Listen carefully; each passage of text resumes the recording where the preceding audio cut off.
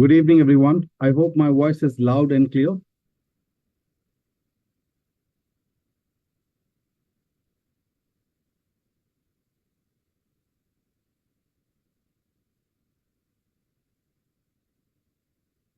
Perfect. Thank you, Anvesha. Thank you. All right. So we will be starting with the improve phase and the control phase. That's the agenda for today.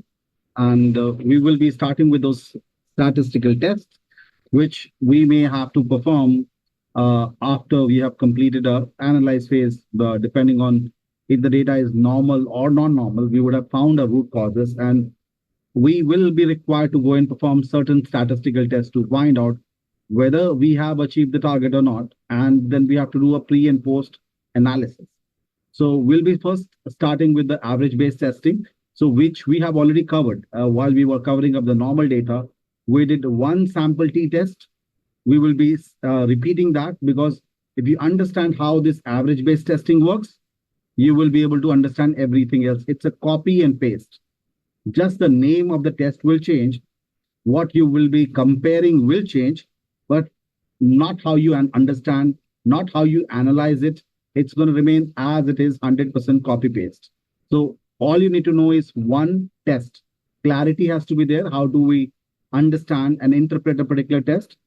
While here, I'm trying to solve a problem which is average based. So while we started a project, my management could have given me a target, and the target could have been average based, and but that's not the only kind of target. We get different kind of targets. So if in case we were given a target which was average based, which is what we talk about normal stuff, we've done it in the green belt portion when we talk about normal data. Again, still we're talking about the same thing now.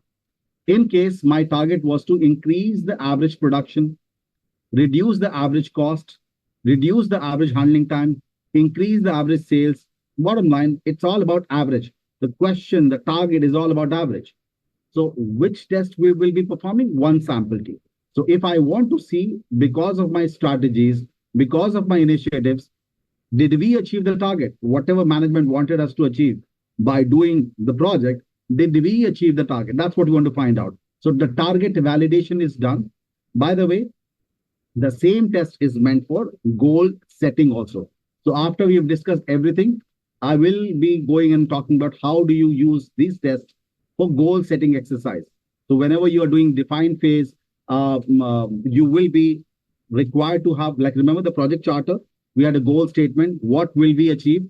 How do you know what's the right target? So while you are going to have a discussion with your leadership and they are going to discuss about the project target, well, this is a test. The same set of tests will be required for validating the goals also. So you can always pick up historical data and then tell the management that this is what your process is capable of achieving. So we'll talk about that later. Let's understand the test, and then we'll talk about goal setting exercise.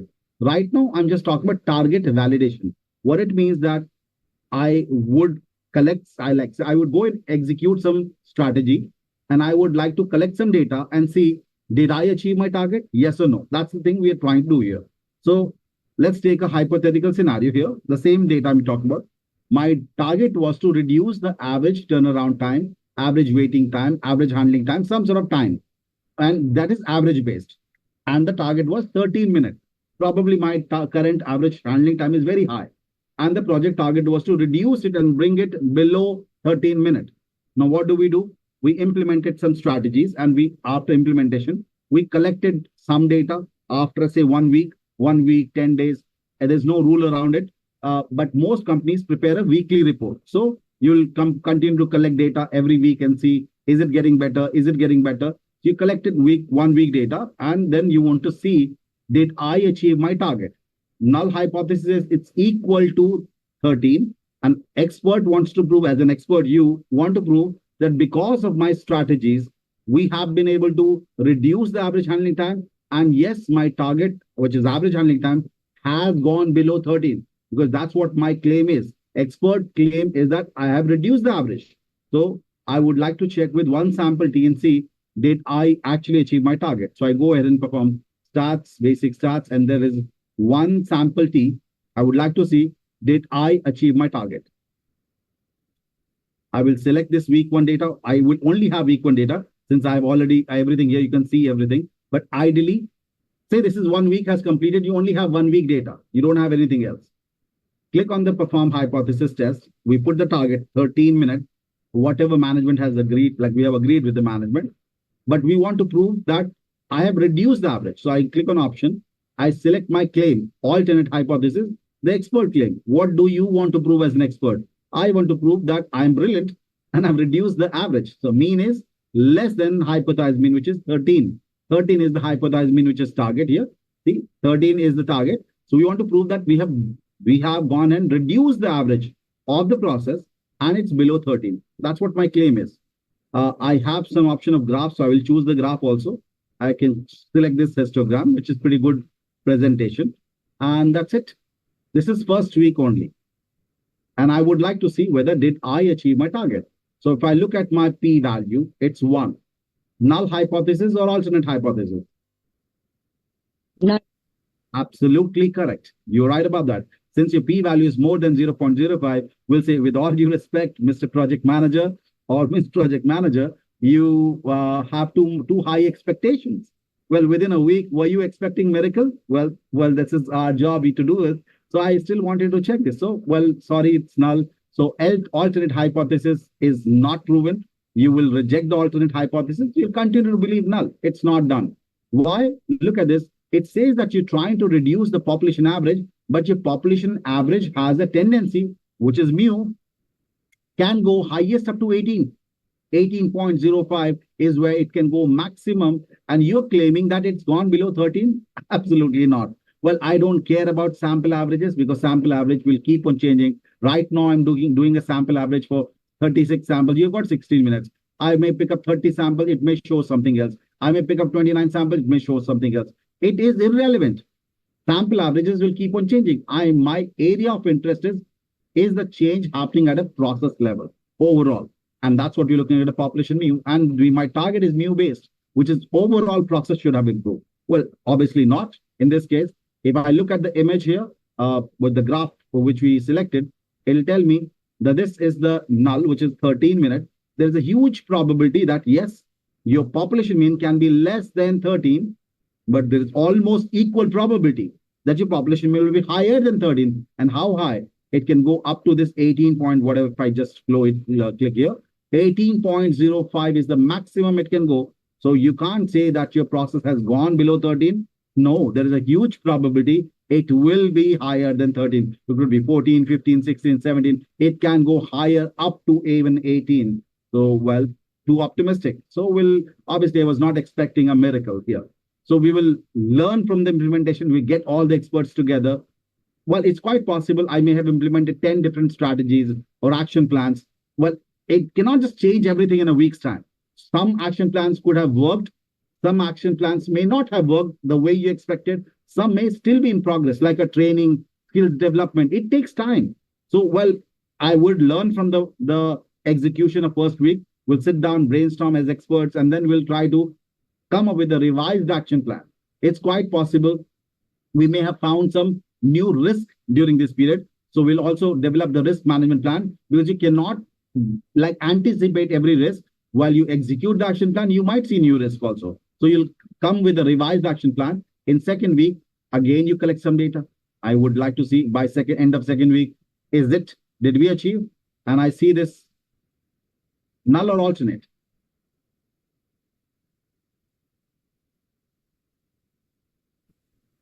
Null. Still null. So, well, we still don't have evidence available to say that the process has achieved target. Well, it has definitely improved a lot. Why? Because I don't care about the sample mean. It has gone below 13, but I don't care. Sample means don't make sense. Next time you pick up another sample, say 40 samples, you might see 10. Next time you pick up another sample, you might go to 15. Sample means don't make sense. What I'm looking at is upper bound of mu. Maximum average of the process at a population level can hit a maximum value of 13.4. So it will cross 13. You can't say it's gone below 13 because it will cross 13 and will go up to 13.4. So yes, if I look at it, there's a huge probability that it will go below 13. But some still left over. Something is still left over, that it will cross 13 and will go up to 13.4. So, well, great deal, great improvement. We'll continue with implementation. And the third week, when we go ahead and implement this action plan, we collect data. Well, we want to see, would you say null or alternate now? Alternate. Alternate. Perfect. That's an alternate, and we can say the process has significantly, statistically improved, and you have achieved the target of less than 13. Why? Worst case scenario, the population mean will hit a maximum value of 12.9, and that's less than 13. So I can say my process has achieved the target. This is the 13, and why my process will go maximum up to this. If I click on this, it will tell me, well, where is goes maximum up to is 12.9, and yes, I have achieved my target. Bottom line, once I'm done with it, I can consolidate all the week's report and just do a week 1, week 2, week 3, consolidate all the reports and share it with the management, because I have to showcase pre and post analysis also. So I can showcase the journey of improvement. How did you improve week by week by week? You can just share this, prepare some presentation for management to see like how you improved. And basically, they may not be very easily able to understand everything unless they are statistically very sound. But again, you can talk through this, explain this, what it means, and yes, show them the image. That will get them the idea what you're doing. So you will have to do some PowerPoint work, some bit of presentation will be required here. And then you go out for doing a pre and post analysis. So pre and post analysis, you will so ideally you would have collected a week 0 data. What is week 0 data? Before you started implementation, before you started executing your action plan, ideally you should have collected some data, which I have not done. So this is before you started implementing. Some data will be collected. And now week 1 is because week 1 data was collected after 1 week of implementation. Ideally, I would collect data before implementation. So I have that as my baseline where we started before we had not made any changes. Right now, I'll just call it as a before data. Let me just call it before data. And let me call this after data. So we have got before and after, and I will do a pre and post analysis we do with the paired t-test. Whenever you're doing a comparison of old average versus new average, you will be performing a paired t-test. And let's go and do that. Same data, same stuff. You will be performing a pre and post analysis with paired t. So first sample, second sample, and the null hypothesis is there is no differences. The old average of the population and the new average of population, which is almost the same. There can be slight differences, but alternate says no, there is a big difference. The population's 95% confidence interval, they don't overlap. And let's see this. It tells you there is a significant difference. Alternate hypothesis. So you can say that A, I have achieved my target. B, there is a significant difference in the old average versus new average. My process has significantly statistically improved at this stage. Well, that's what we need to present. So we'll be presenting these details with the management. Will do the job for us. If we understand this trust, there's nothing left over. Why? Because only the name of the test will change and what you're checking. You are talking about average, you talk about median, you talk about percentage, you talk about count, you talk about standard deviation, but language will change. That's it. Not how you do it, not how you analyze it. And you see it's all copy paste after this. It's all 100% copy paste. All in all, what you need to know is whenever you perform this test, all these tests, whenever you will be doing this job, kind of analyzing this data and finding the right, whether you achieve the target or not. This is where you will be you have to do inform the management about your improvement. So you will be doing some presentation work will be required to showcase that it's done, we've done the job.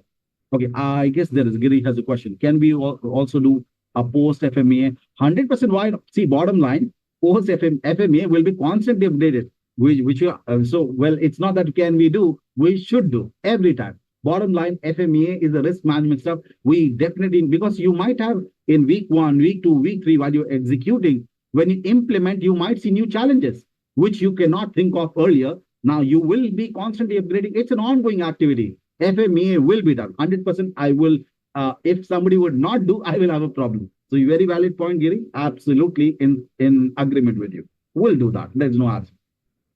Let me see again. Actually, we got a project. I really wanted to show you. This project we received yesterday from one of the participants from previous batch, and really would like to show you, like pretty neatly done. a sample project, which I would want you all to also work on. Very pretty neatly done project. So we'll be working on these things later, any which ways. But just wanted you to see the entire thing. So the data was given during the project session, and they like pretty neat work. Like it's just the same data was given to them. This is just the most recent approved project for patients waiting time in a hospital. Pretty neat work done. Like I really loved definitely the presentation part and the details covered. The person has actually gone and treated a simulation project like a real project, and the detailing done, the level of detail they've gone ahead and tried it. It's absolutely amazing. I could not find a flaw in this entire thing. I was able to go and kind of go through everything. I checked out everything, and it was absolutely amazing. So I loved it from every standpoint, every analysis done correctly, interpretation, documentation, amazing work done. So, well, for after a long time, I would say like got something where I could show it to people. Well, this is pretty much a reference for me now. I will be definitely sharing it with whenever I share projects with people. I will be sharing a sample so that gives an idea how somebody has done it. And I do share, but again, I've been sharing the project which was probably the last best. I would say now this is the most recent best one, which is pretty good. And yes, I hope I will get something from you all also. Pretty good work done, pretty neatly work done on this one. And then the FMEA got created. Then you start about the improved solution generation. Week 1, week 2, week 3, one sample T work, which was talking about presentation stuff is done. And then you finally have the Sigma level capability checked also. And then pre and post analysis was kind of done, which would parity test. And then you have the Sigma level before, Sigma level after, and then your control part comes into picture. I was honestly really happy to see the work done. So the only thing I would say, like when I saw this one, there was one more also, but again, the other one also is on the same thing. I actually got 2 of the projects yesterday, and both were fine. Like this is also pretty good. Same problem, but done differently by different people, and pretty neatly done. Again, this one also. So pretty much, I loved the way. Like bottom line, it's one way. It's like one thing is that I am doing it just for the sake of getting it done. Another aspect says, well, when I'm doing it, I want to really understand how it needs to be done. So when I pick up the real project, I will not have the challenge. I will be able to do it easily.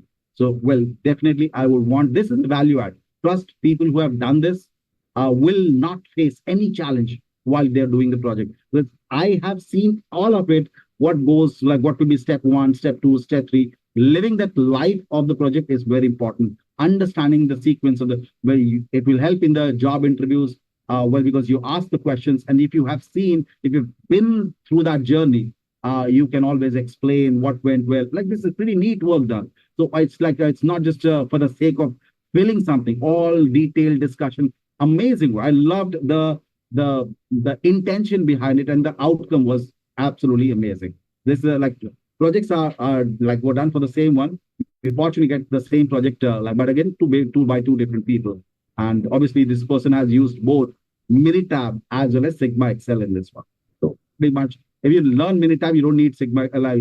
You can do this work on Sigma Excel just like that. It's pretty neat work. So I would definitely want. I would be expecting some sort of a good project to come from here on, like so, because I would love to have that reference. It helps. So all in all, these tests will be required. So if you understand this average-based testing, we are honestly done with this one. Why? Because let's see now. If your target was given based on median, not average, but median, language has changed. That's it. The target would have been given based on median, that your target is median based. What kind of target? You increase the median production, reduce the median cost, reduce the median handling time. Same language, same thing, but instead of average, you're calculating median. That's it. Name of test has changed, definitely as one sample sign for checking is did I achieve the median target, and for pre and post manually. Absolutely 100% same thing. Instead of saying average, instead of calculating average, you're calculating median. That's it. Nothing changes. And yes, the name of test definitely changes. Let's try to do this. So I have a data here, and this is about median processing time. We want to reduce this median processing time, and the target is 350 seconds. So if we are able to reduce the median processing time below 350 seconds, I'll say achieve my target. Same way.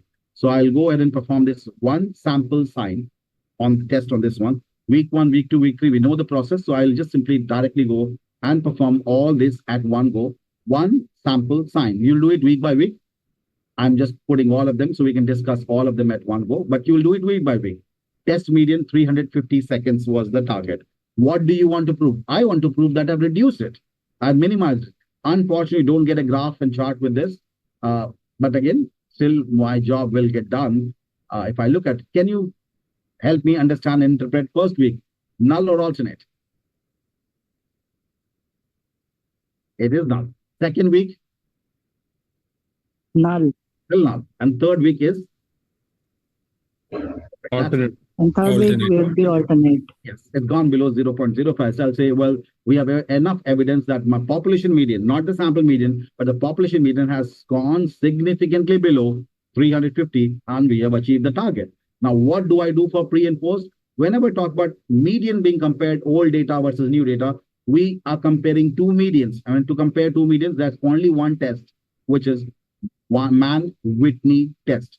Mann-Whitney test is for comparing if the two groups that you're comparing, do you think there is a difference in the medians? Null says no, they're all the same. Alternate says no, there is a significant difference in the population medians. We will simply be picking up week 1 versus week 3, ideally old and new data. Null says equal, alternate says no, a big difference. Let's see. When I look at a p-value, it's the same. If you look at it's an alternate hypothesis less than 0.05 that confirms that my population medians, they are significantly different. And yes, I have one sample sign verifying that I have achieved my target of median, and paired Mann-Whitney test will help me figure out whether there are difference in the median of old data versus new data. Is there a big difference? And that's what we want to see here. So again, if you look at what was the big difference in the test, nothing. It's exactly the same thing. Language has changed, definitely not average, you're talking about median. And the name of test, but not how you analyze it. It's absolutely going to be the same. Same goes for variance.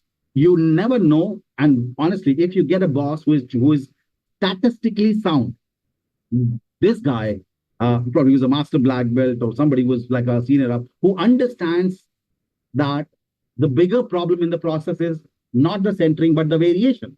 Variation is what kills the process. This guy will make your life hell. Why? Because if you get a target which is standard deviation based, that project will be tough, a tough project, because increasing average, decreasing average, increasing median, decreasing median is easy. You will achieve the target. So if you are talking about a target which is based on central tendency, mean, median, well, it's easy. You will be able to get through. But if you have a nasty boss who doesn't like you and wants to make a job your life hell, this is going to be a real project. A real project. When I say, well, you really have to work in and out. Why? Because variation is the real evil in the process, real culprit in the process. And if your targets are given based on standard deviation, management says, I don't care about average. Language of average is not even there. My target is based on standard deviation. I will calculate standard deviation of the process and say, this is the current standard deviation. And we know reducing standard deviation increases sigma level. We know that because Six Sigma is all about reducing this variation in the process, the standard deviation in the process. If I do that, my process variation by sigma level will get better. So I'm not concerned about average. I'm not concerned about median. This guy knows it. This guy knows how it works. It's all about standard deviation. Reduce the variation, process performance will jump multi-folds. And this guy will give you a target. So, well, if you are the nasty boss and you have team members and you don't like somebody, well, give the person a target based on standard deviation. That's going to be a hard nut to crack. Why? Because that will really need real improvement, like improvement from a ground level. Okay, well, okay, let me kind of give you the reason why I'm saying so. I was given a target, say it's a sales process. I was given a target, like I have got this so that I can make sense what I'm talking about. So you're able to relate. Say I had a team, like a team of like 10 people, and the target, which was, and in this 10 people, like the distribution, just want to make sure we understand. Out of the team of 10 people, it's a sales target. My sales was, say, $10,000 target for the team. So we had to achieve $10,000, so minimum, higher the better. So out of these 10 people, I have, like, say, I'm just giving a hypothetical number. Say we have out of these 10, 2 people out of 10, these two people contribute, say, $8,000 of this entire team performance. $8,000 is contributed by 2 people. like almost equal, like 4K, 4K, both are doing 4K, 4K, and that's just, you have 8,000 done by these two people, and remaining 8 people contribute. Well, let's say roughly you got 8, so let's say $5,000. So you are exceeding your target, definitely yes, because with the 8, like the 8,000 and the 5,000 will make it your 13,000, which is why your average looks high. So on an average, your overall average looks high. So you're maintaining an average of 13,000 instead of average sales of 10,000, which is good. Now, what happens if my management says, well, your target has been revised. The client says the target has been revised. Now your target is 15,000. Now, I can reach out to these folks because I know these people are the ones delivering. They are the ones whom I can trust, because I don't have any hope on these 8 people, because they are technically the low performers, bottom performers. They are good for nothing kind of thing. I feel like firing them most of the time. That's the kind of feeling I get. So I can reach out to these people and say, well, guys, you've been doing less 4, and like, see, if I look at it, the way you've been doing about 13,000. So if you guys can just start probably delivering 1 more thousand extra. So each of you can do like 1,000 more, because I don't hope any more improvements from these guys. Let them deliver 5,000 as it is, because right now you two contribute 8,000. So if you start doing like 5 each, so I'm expecting you to deliver. So if these 2 people deliver 1 more thousand each, and practically I'll have my average target achieved.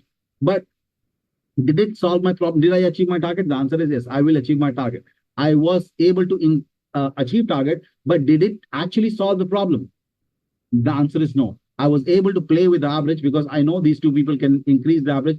One person can pull up everyone's performance and average target will be met. But if I because if I do this, the gap gets bigger between the low performer and high performer, which is variation gets bigger. Although you met your average target, but the variation is quite big. Somebody may be doing $100, somebody you're doing $5,000. There's a huge gap. So all in all, for such kind of things, so if somebody who's a boss, who's giving a variance target, will always give you target based on variance. And you cannot fix this target by working on the 4,000. You will have to work with those 8 people who are not performing, because that's where the variance is coming from. The negative variance, the less performance. Where are you getting the challenge from? The 8 people who are bottom performers, just not good enough. You have to pull them up to reduce the variation, because that's what they are creating like negative side of the variance, which is not good for you. So you have to work with those people, and the ones who are struggling, who are not good performers, you have to bring in the real improvement in the process. So I said, like, if you have to really make somebody's life hell, give a project based on variation and standard deviation. It will be a difficult project. All in all, 1 variance is the name of the test.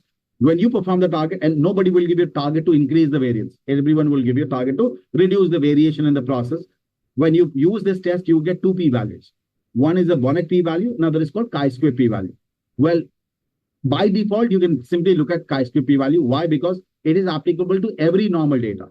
Bonnet is only to be used when your data is continuous. So it's safer to refer to simply a chi-square value. But again, if your data is continuous, we prefer to look at Bonnet because it's more accurate when you are looking at continuous data.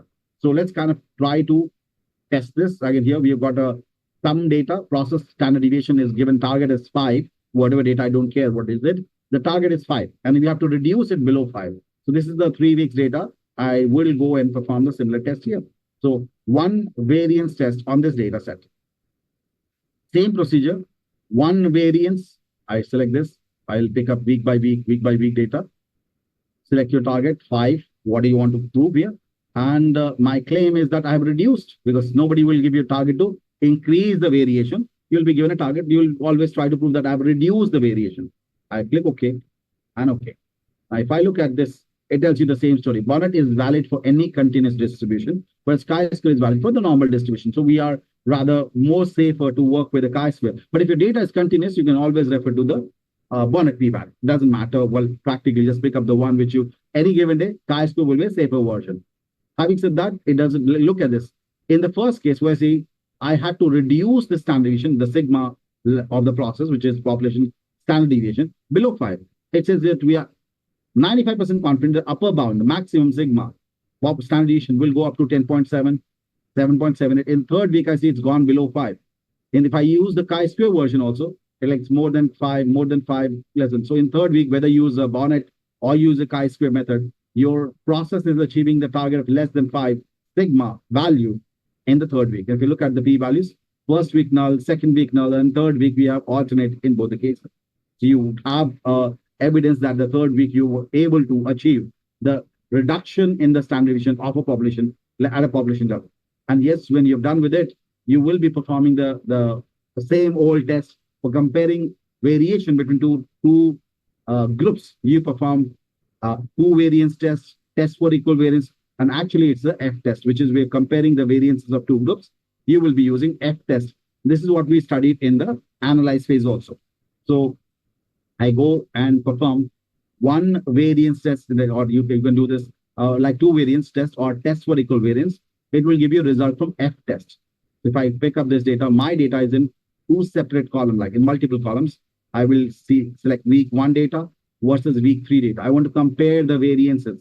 In the options tab, I will declare the data is based on normal distribution. I want to inform minute tab, and that's it. Let's see. First, it says null says all variance is equal. So it says old variance was the new variance. They're all equal. Alternate says no. F method was used for this analysis. And if I look at it, look at this. What image tells you all. And by the way, the p-value tells you all. Can you tell me what do you interpret from this image, or for that matter, your p-value?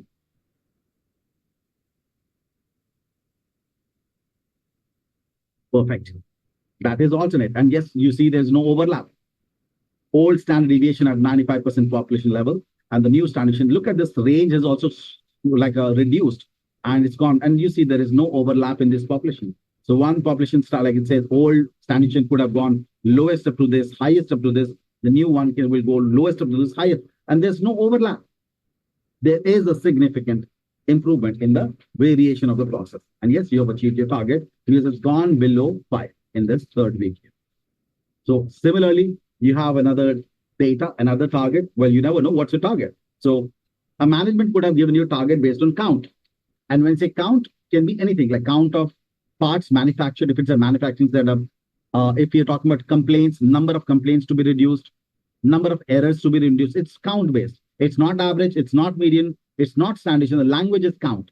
So I want to like improve the process productivity so that right now we are working on a back-end process, back office, where we're processing insurance claims. So I want to increase the number of insurance claims process number, again, count. So when you're dealing with something related to count, I will be performing one sample Poisson rate to confirm whether Poisson word is for count. The word Poisson is meant for count. So practically will be one sample Poisson to check, did you achieve your count target? And two sample Poisson rate for testing old and new. Let's see the data here.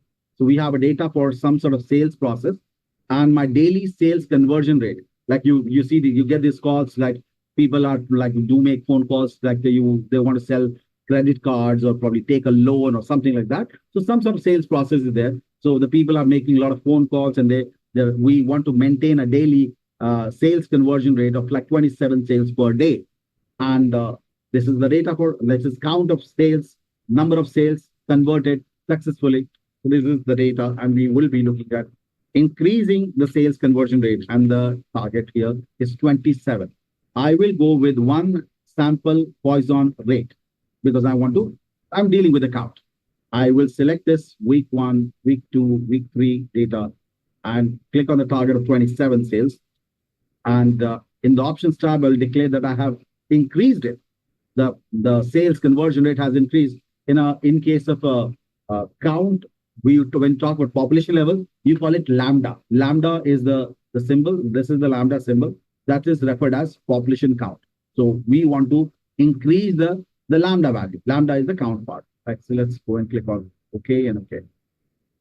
So it's talking about the population level lambda, which has been compared here. It says, since you want to increase the sales conversion at a population level, let me tell you how low you can go. You want to go high, I'll give you the worst case scenario. Every time you wanted to go low, I was telling you how high you can go. Now you want to go high, I'll tell you how low you can go. Always the worst case scenario. So it says that in the first week, your sales conversion rate can fall up to 19.3 sales per day.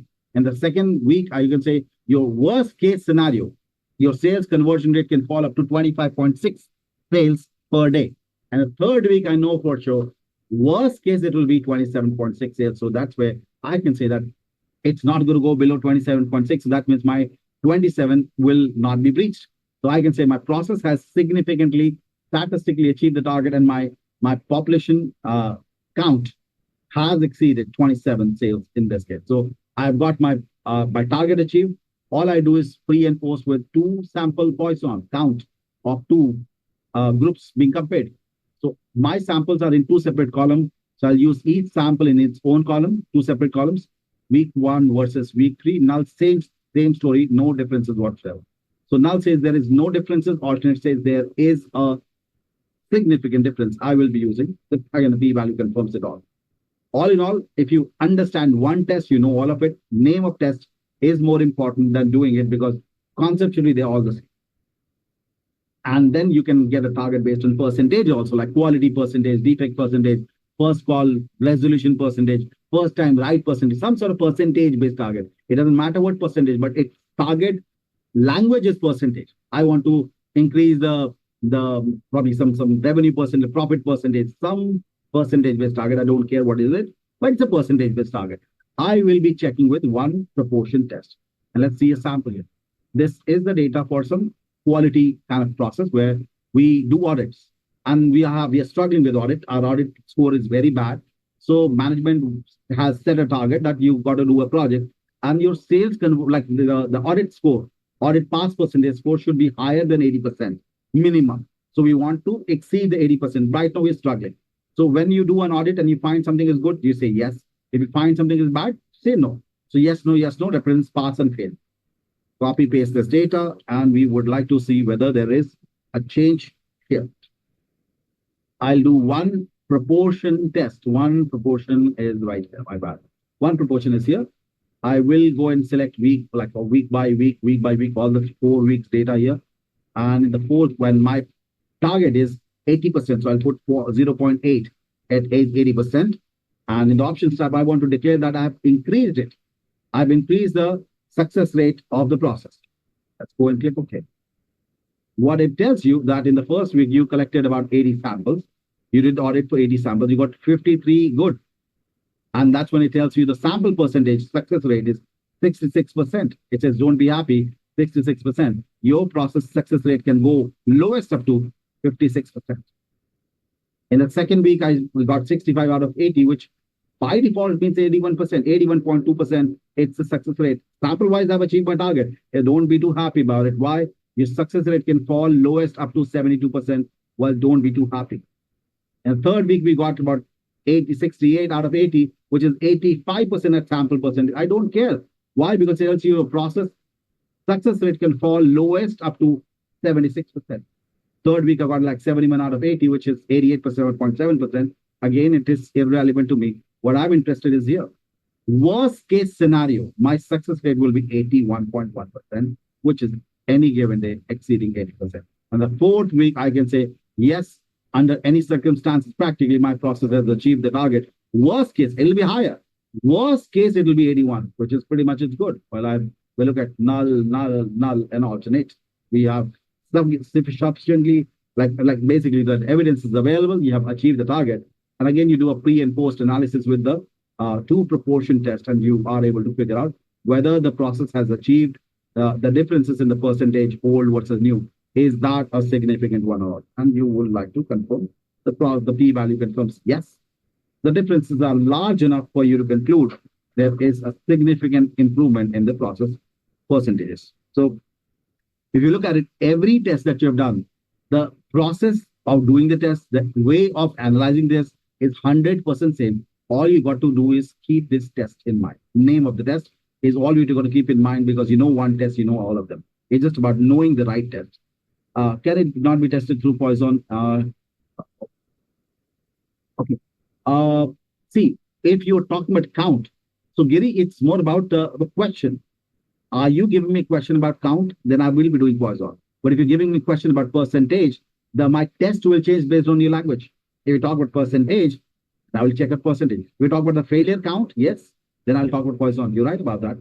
The moment that the question Based on your question, my answer will be there. So you write 100% right. When I'm auditing, the items could be good or bad. So number of items bad, well, I can say number, count of items, then I will be going with Poisson.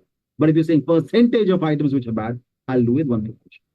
Is it clear? But that's a valid answer. Right? See, basically, you need to know the right test given the language which is been spoken. So I'll do the job. But again, it's based on, if you talk about count, I'll take Poisson. Okay, perfect. Now, with all being said, now we'll talk about the target. How do you know? Basically, whenever you want to set the target, the same test will be required. Same test will be required for setting the targets. So while you're in define phase, remember you have to set a target, discuss with the management. Management will have their own bit of experts who will say, no, this should be the project target, that should be project target. People will go and talk about a lot of things. Remember, we talked about this in day 3, I guess. Yeah. Look at this. They will have a discussion whether goal setting is done. Have we achieved this kind of target? What are how are competitors doing? What is the industry benchmark? Subject matter expert. You bring in your flavor. And this is the test we talked about there. One sample T, one sample sign, one variance, one sample Poisson, one proportion. All the target validation tests are meant for goal setting also. So we'll just do it. And again, you just need to know how it's done for one, because a method will be same for all of them. So, well, if you understand how it's done for one, so I'm going to write down the steps, what you need to do for goal setting, same test, goal setting exercise. So goal setting exercise, when you're doing it, what you do first, what is required? Preferably, I always want to say, preferably pick up at least 1 year long data, past data, historical data. Well, if possible, do that. Like if possible, preferably, I would always higher the better. But 1 year data, why? Because within 1 year, complete year, my process would have seen all seasonality factors like good months, bad months, average months. See, everything would have happened. With 1 year data, what do you do now? Well, based on your target, with 1 year data, what you do is, if your target is average based, your target could be median based, your target could be variance based or standard deviation based, your target could be count based, your target could be percentage based. These are the different kind of targets I could get. So I'm going to use my same test, one sample T, one sample sign, one variance, one sample Poisson rate, and one proportion test. The same test will be used. What you need to do, the steps. Pick up, use the 1 year data. Select the test, select the right test. Okay, and then select the data to uncheck the target option, which is hypothesized mean, hypothesized. So that option is to be unchecked in options under alternate hypothesis. Use not equal to. Standard process, I'll do it one by one for every data we have. So I'm going to follow the same steps. Hypothetically, I'll start with the first, start with the same sequence. Let's do that. We'll start with the target of one sample T, the average base target. Okay. Assuming this is my old 1 year data, some data you have picked up. So 1 year long data, this is my 1 year data, hypothetical. So I have to do one sample T test. I go to stats, basic stats, pick up year data, 1 year long data, go and pick up the right test because you want to find target based on average. Pick up one sample T. First of all, select that 1 year data, the one data you have in the beginning, 1 year long data. Uncheck this button. I don't need to check this because I need to find a target. So I have to uncheck this one. There should be nothing checked here. In the options tab, go and select not. These are the steps you have to do. Select the data, uncheck that box, and use not. Let's do this. What it tells me that this process, whatever this process we're talking about, if in case this process average, population mean, can go lowest up to 14.6. And the process mean can go highest up to 18.3. So if you are setting a target where you want to increase something, like I want to increase the production, increase the sales, increase something, set a target outside this boundary. Do not set a target ever inside the boundary. Don't go too far. Don't be too optimistic. But my process has a capability that will go highest up to 18.3. So if you set a target of 19 as the higher side, we will achieve 19, increase, cross 19. That's going to be a good project. Why? If you keep a target inside this, well, you may be able to achieve a target. When you do a paired t-test or kind of pre and post, you will see that they will be overlapping. Because if this is the 95% confidence interval for the old data and your target is also within this range, you will see that they'll overlap. That means you set a target which is very easy one for you. So you always should keep in mind, whenever goals setting will be done, it will be always outside it. Like if I have to reduce the average handling time, why did we keep a target of 13 minutes? Because it is outside this boundary. So if I keep a target which is 13, it is going to be Six Sigma project. If I keep a target of 14 also, that would have been a Six Sigma project. Why? Because the target must be kept outside the boundary. Similarly, if you have to increase something, keep it outside this boundary. 19, 20, do whatever, but don't go too far. Well, because this is anything, bottom line, when I want to achieve a target, achieve the target, because that's the maximum capability of your process. This is the highest, this is the lowest you can go. So if you achieve anything outside this, that's going to be through some effort which will be required. Set a target which is outside this limits, depending on whether you want to increase or whether you want to decrease. In our case, we wanted to reduce the average, so we kept a target of 13. When you just think about a situation, if you're able to achieve 13 and stabilize at 13, well, if you pick up that data, you will have new limits created. With that data, which is 13 as an average, you might see the target tells you that your process has achieved, basically has sustained the average of 13. Now new limits could get created that will tell you like highest you can go probably up to 15, lowest you can go up to 10. You might want to pick up a new project, set a target of 9 and then achieve it. So every time when your process is able to improve and stabilize, your new limits will get created. The process capability, DNA will have changed. With the new data, you'll have newer capabilities created. Set up a target again, and again pick up another project and start achieving it. So continuous improvement will continue to happen, but do not set a target within the limit. It will be wrong in that case. If I use this next one, if I say median based, same procedure, one sample sign was my test, one sample sign was non-parametric, one sample sign, it's median based. I don't have to give the target, pick up the last 1 year data. Do not check this box here. I need confidence interval range for 95%. And it tells me for the 95%, it tells me my population median can go lowest up to 288.6 and highest up to 414. So if I have to increase something, I'll set a target here, probably 415, 416, 417, whatever, something outside. If I have to reduce something, I'll keep a target of 280, 270, something like that, because outside this limit, never inside the limit for median. Similarly, if you go and look at a target which is variance-based, standard deviation-based, same procedure, one variance test will be done. Hypothetically, this is my 1 year data. Uncheck this button. I don't need this one. Options tab, select not equal. It will tell you how high your standard deviation can go, how low your standard deviation. If you're using a chi-square method, Bonnet method, depending on what your data is. Bottom line, I look at it's very, very close. So if I want to, like nobody would give you a target to increase the standard deviation. Yeah, so if I keep a target of 6, it's also going to be a good project. We had a target of 5 just because of this reason. But it's outside the limit. We set a target. We have to reduce the standard deviation below 5. Why? Because it's outside the limit. That is where whenever you will achieve the target, it will not overlap. When you do a pre and post, it will not overlap. But if the target is within this limit, whenever you may achieve the target, but you do a pre and post, they will start overlapping. Will tell you the management that you have not taken a good target. You have taken a very easy target. And that's not a big deal. You may have achieved the target, but that's not a big deal. So always set a target outside the boundary.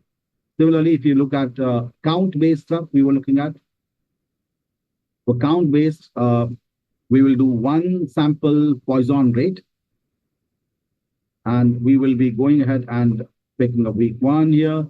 Uncheck the button. Do a not equal to, my bad, as something has left. Oh, yeah.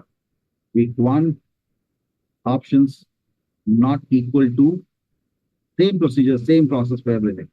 And this is where we have looked at lowest, it can go up to this, highest, it can go up to this. I can use a target based on this. Similarly, for percentage, one proportion test for for percentage based, and this is my old data, week 1. Uncheck the button, options tab, not equal to, same process. And oh goodness me, I must have messed up something here. Looks like we do it again then. 1 proportion stats, 1 proportion, 1 options. What mess up have I made? Oh yeah, what mess up I know, because I'm on wrong data. Wrong data. This is the data. Taking up a wrong data, performing a wrong test. Okay, that's week 1.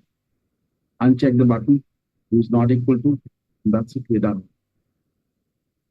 Tells you that your process success rate or percentage, good quality, whatever you call it, can go lowest up to 54.8 and highest up to 77.4, and we'll get a top target of 80. The reason was it was kept as 80 because it's outside the bound.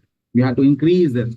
Had it been a quality like a defect rate or a complaint first, like something like that, I would have gone on the lower side. We would like to reduce it. So you want to increase the percentage or decrease the percentage, use this level. So this is something which the people will not debate and challenge. Why? Because I'm not telling somebody else's target. I'm telling you your own data. Based on your own data, your own process, this capability was calculated, and they are telling you how much you can achieve with this process data. So which is pretty good when you look at it. It is easier to kind of interpret this. So it's people will not challenge and people will not have unnecessary debate, because when you bring in numbers, it solves everyone's questions there. It will solve everyone's queries that they have. Now, quick check on this one, if it's okay and clear.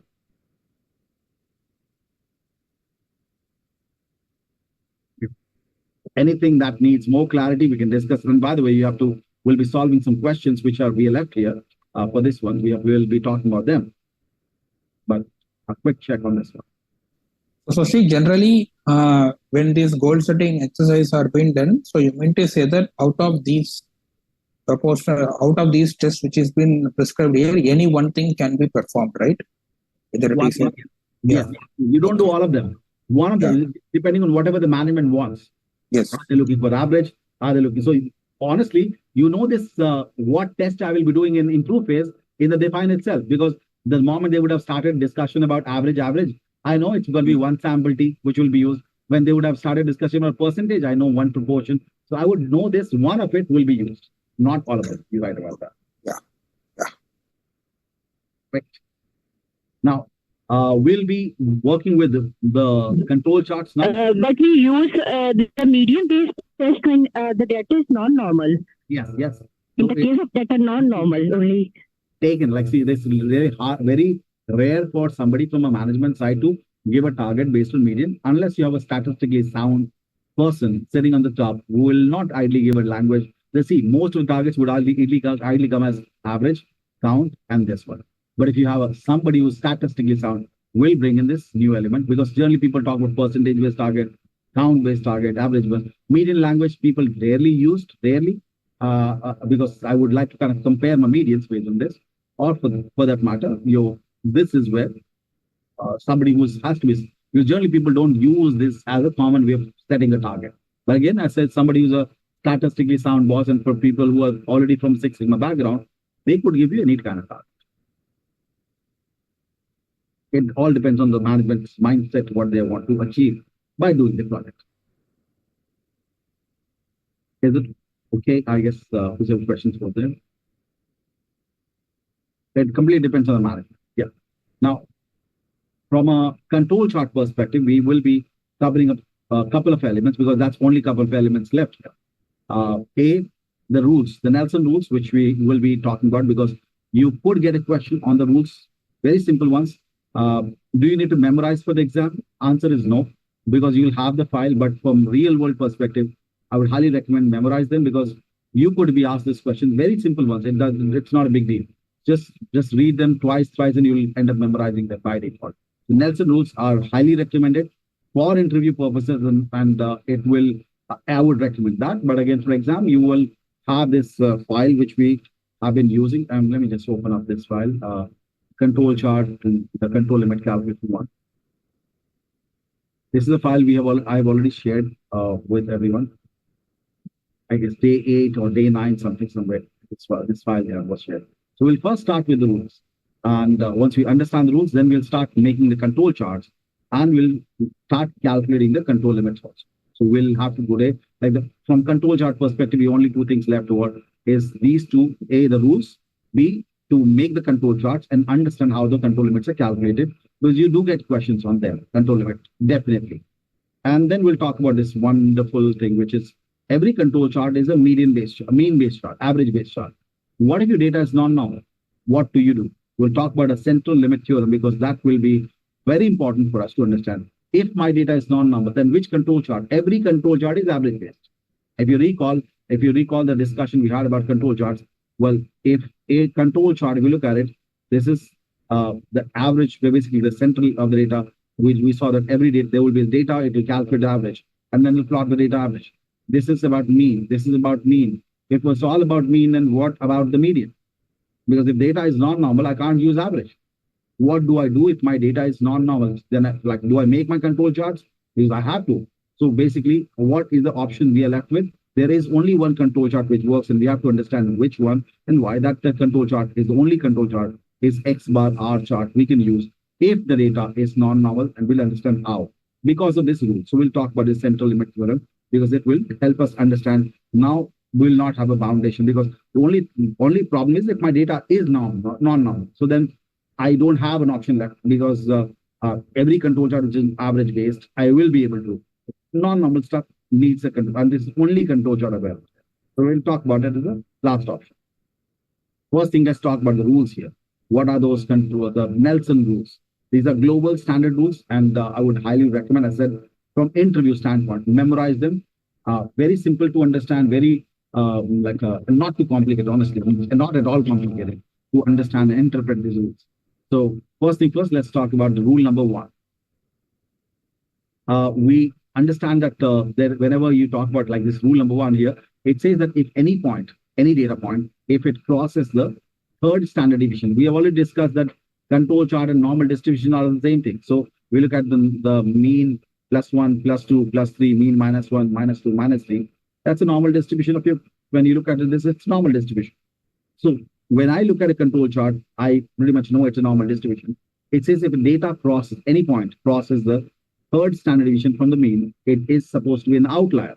You will call that as a special cause variation. If any data point crosses the lower side of, that's also an outlier, because this is 3 standard deviation here, this 3 standard deviation here. If any data point crosses the third standard deviation on any side, it will be called as an outlier, and that's a special cause variation. That means it's an investigation is supposed to be done.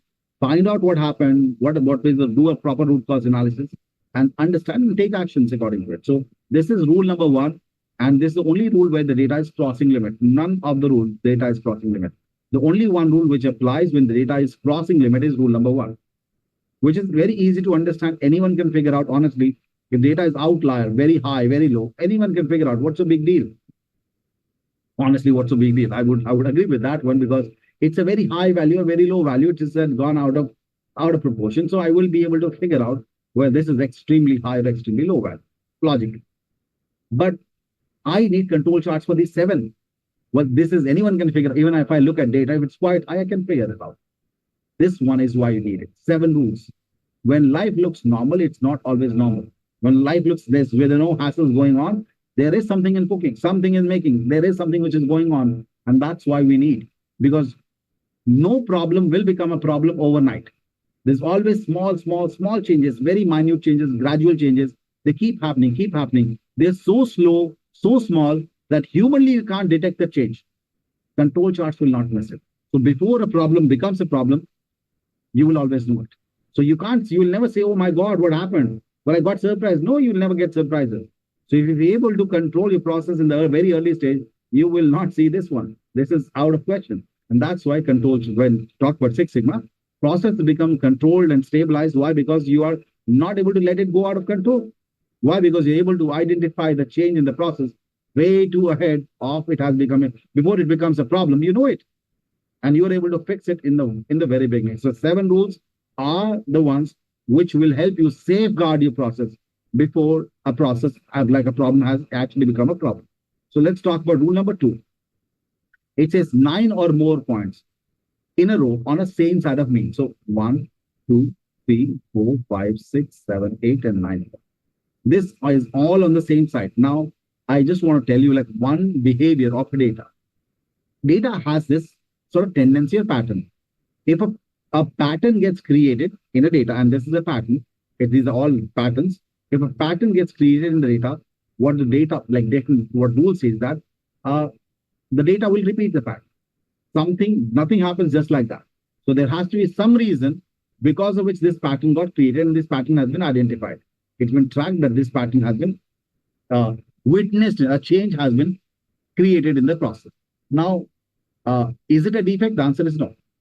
What we are trying to say here is, well, if all data points are above average, that's what we're saying. It's 9 or more points on the same side of mean. Same side of mean. So here all are above average. If every day my data is above average, what will happen to the average? Every day the data is above average, what will happen to the average? Will it increase or decrease? If every day the average is higher, Average will increase. average will increase. Definitely, yes. So my average in this case is likely to increase if this pattern continues. And yes, the logical behavior of data says that if a pattern has been created, it'll repeat till you make an effort to break the pattern. See, the way data went down, it's back again. It'll be back again. You might see this data going up and it'll come back again. If a pattern has been created, it will repeat and till you make an effort to break the pattern, it'll continue. Because there is some underlying change in the process happening because of which it's happening. Now, if the big question is, do you want this pattern to repeat? Is it a good pattern for you, a bad pattern for you? It's not always. The special cause variation are not defect. The indicator for a change, a special cause has been identified, which tells me, now in this case, the average will increase. Now you tell me whether it's good or bad for you. Well, it depends on what you're auditing. Are you making this control chart for production? When it's a good sign, average production will increase. Are you making this control chart for sales? Well, that's a good sign. My average sales will increase. Are you making this control chart for cost? Well, then it's a bad sign. It tells me my average cost will increase. Or is this control chart for time? That's also bad because it tells me my average time will increase. Bottom line, it's neither good or bad unless you know what you're auditing. Based on what you're auditing, you can decide whether it's going up is good or going down is good. 9 points could have been here also.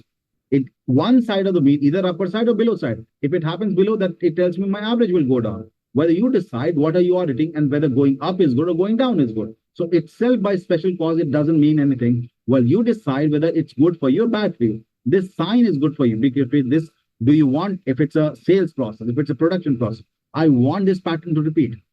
I have to do a root cause analysis and understand what have we done here, because I want to do it every day. I want this pattern to continue because it's good for me. So I have to do a 5-why analysis, root cause analysis, find out, do an investigation, go to the process, talk to people, understand what happened, because I want to repeat this pattern. It's good for me. But if this data is about cost, if this data is about time, that's a bad sign. I'll still do a root cause analysis and find out what happened, who was involved, because I want to stop this pattern, understand what's wrong, and then make sure that doesn't repeat, because this repetition is not good for me. So just by looking at special cause, it doesn't tell me. This is an indicator that a change has been seen in the process, and now this change will repeat. So, well, it's up to you. Do you want this change to be repeated or you want this change to be stopped? Bottom line, if I look at this, depending on my business metric, I would like to see whether I want to repeat or stop it. But again, all in all, what it boils down to is one thumb rule is this data, when you're looking at it, it is just by looking at it, can't be called it's a defect. Defect is not something which can identify based on looking at a control chart, because defect will only be said when you know LSL and USL. LSL, USL is what is the customer specification limit. Control charts have UCL and LCL. They do not have specification limit. We can add it, but by default, control charts do not have LCL, USL. I can say that this process average is going to increase or decrease, but I cannot tell you whether this is in case if it's a cost, like hypothetically, if I have this data and one of the data point if I talk about rule number 1, just going back to rule number 1 for the first data point, hypothetically this data is about cost. This control chart we made, this data which was used for cost. Now it tells me that I have exceeded my upper control limit. My process, I was expected to do maximum cost till here. Did we exceed? The answer is yes. Well, Is it a defect? The answer is no. It's an outlier symbol. Yes, it's an outlier. It has exceeded our expectation of the process and exceeded it. Well, is it a defect? I don't know. Because I don't know the customer target. Where is the customer target? These control limits are calculated based on formula, which we will be doing. But customer targets are given. Where is the customer target? If I say USL is here, is it a defect? The answer is no. Now I can say it's not a defect. Why? It is an outlier, but it's not a defect. It is gone out of control, but it's still below the specification. Unless the specification is crossed, it will not be defect. What if this data point crosses the limit? Now, is it a defect? Now it's a defect because it's crossed the upper specification. So when you have to add this additionally, by default, the specification limits are not a part of control. So is rule number 1 and rule number 2 okay with everyone? Quick check on first, second rule.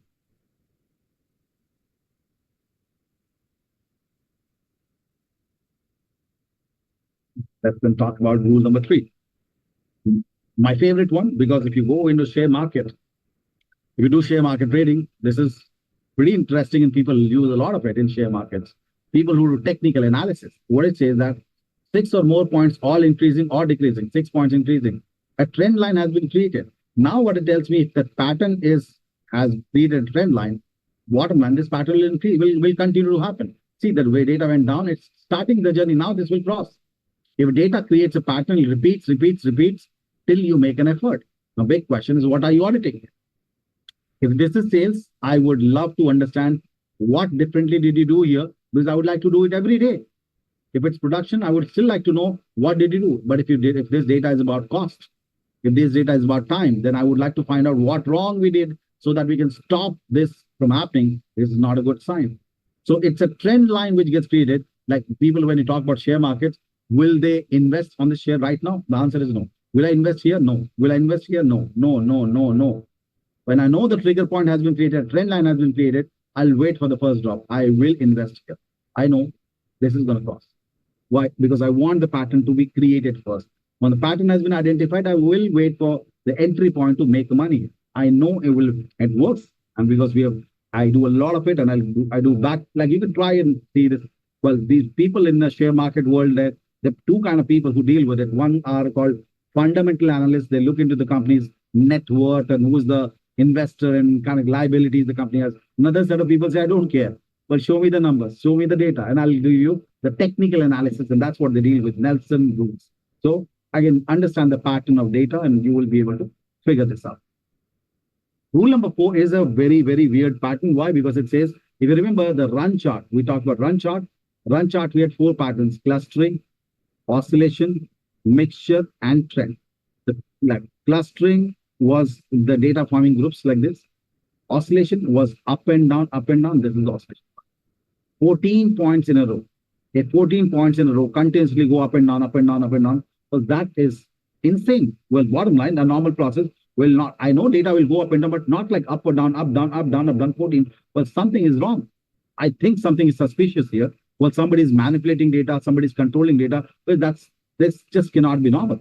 I have to investigate and understand. Well, this seems to be something somebody's sort of messing up with the process, and that's what I would like to see in the rule number 4. If this happens, it will start showing me the red dots, and that means that I have to investigate the process. I don't see any reason why this will happen so frequently. Like data can go up, down. This is logical, makes sense, but not like up, down, up, down. What's wrong with it? Well, practically, it's too bad. Well, it's a weird pattern that you're able to see here.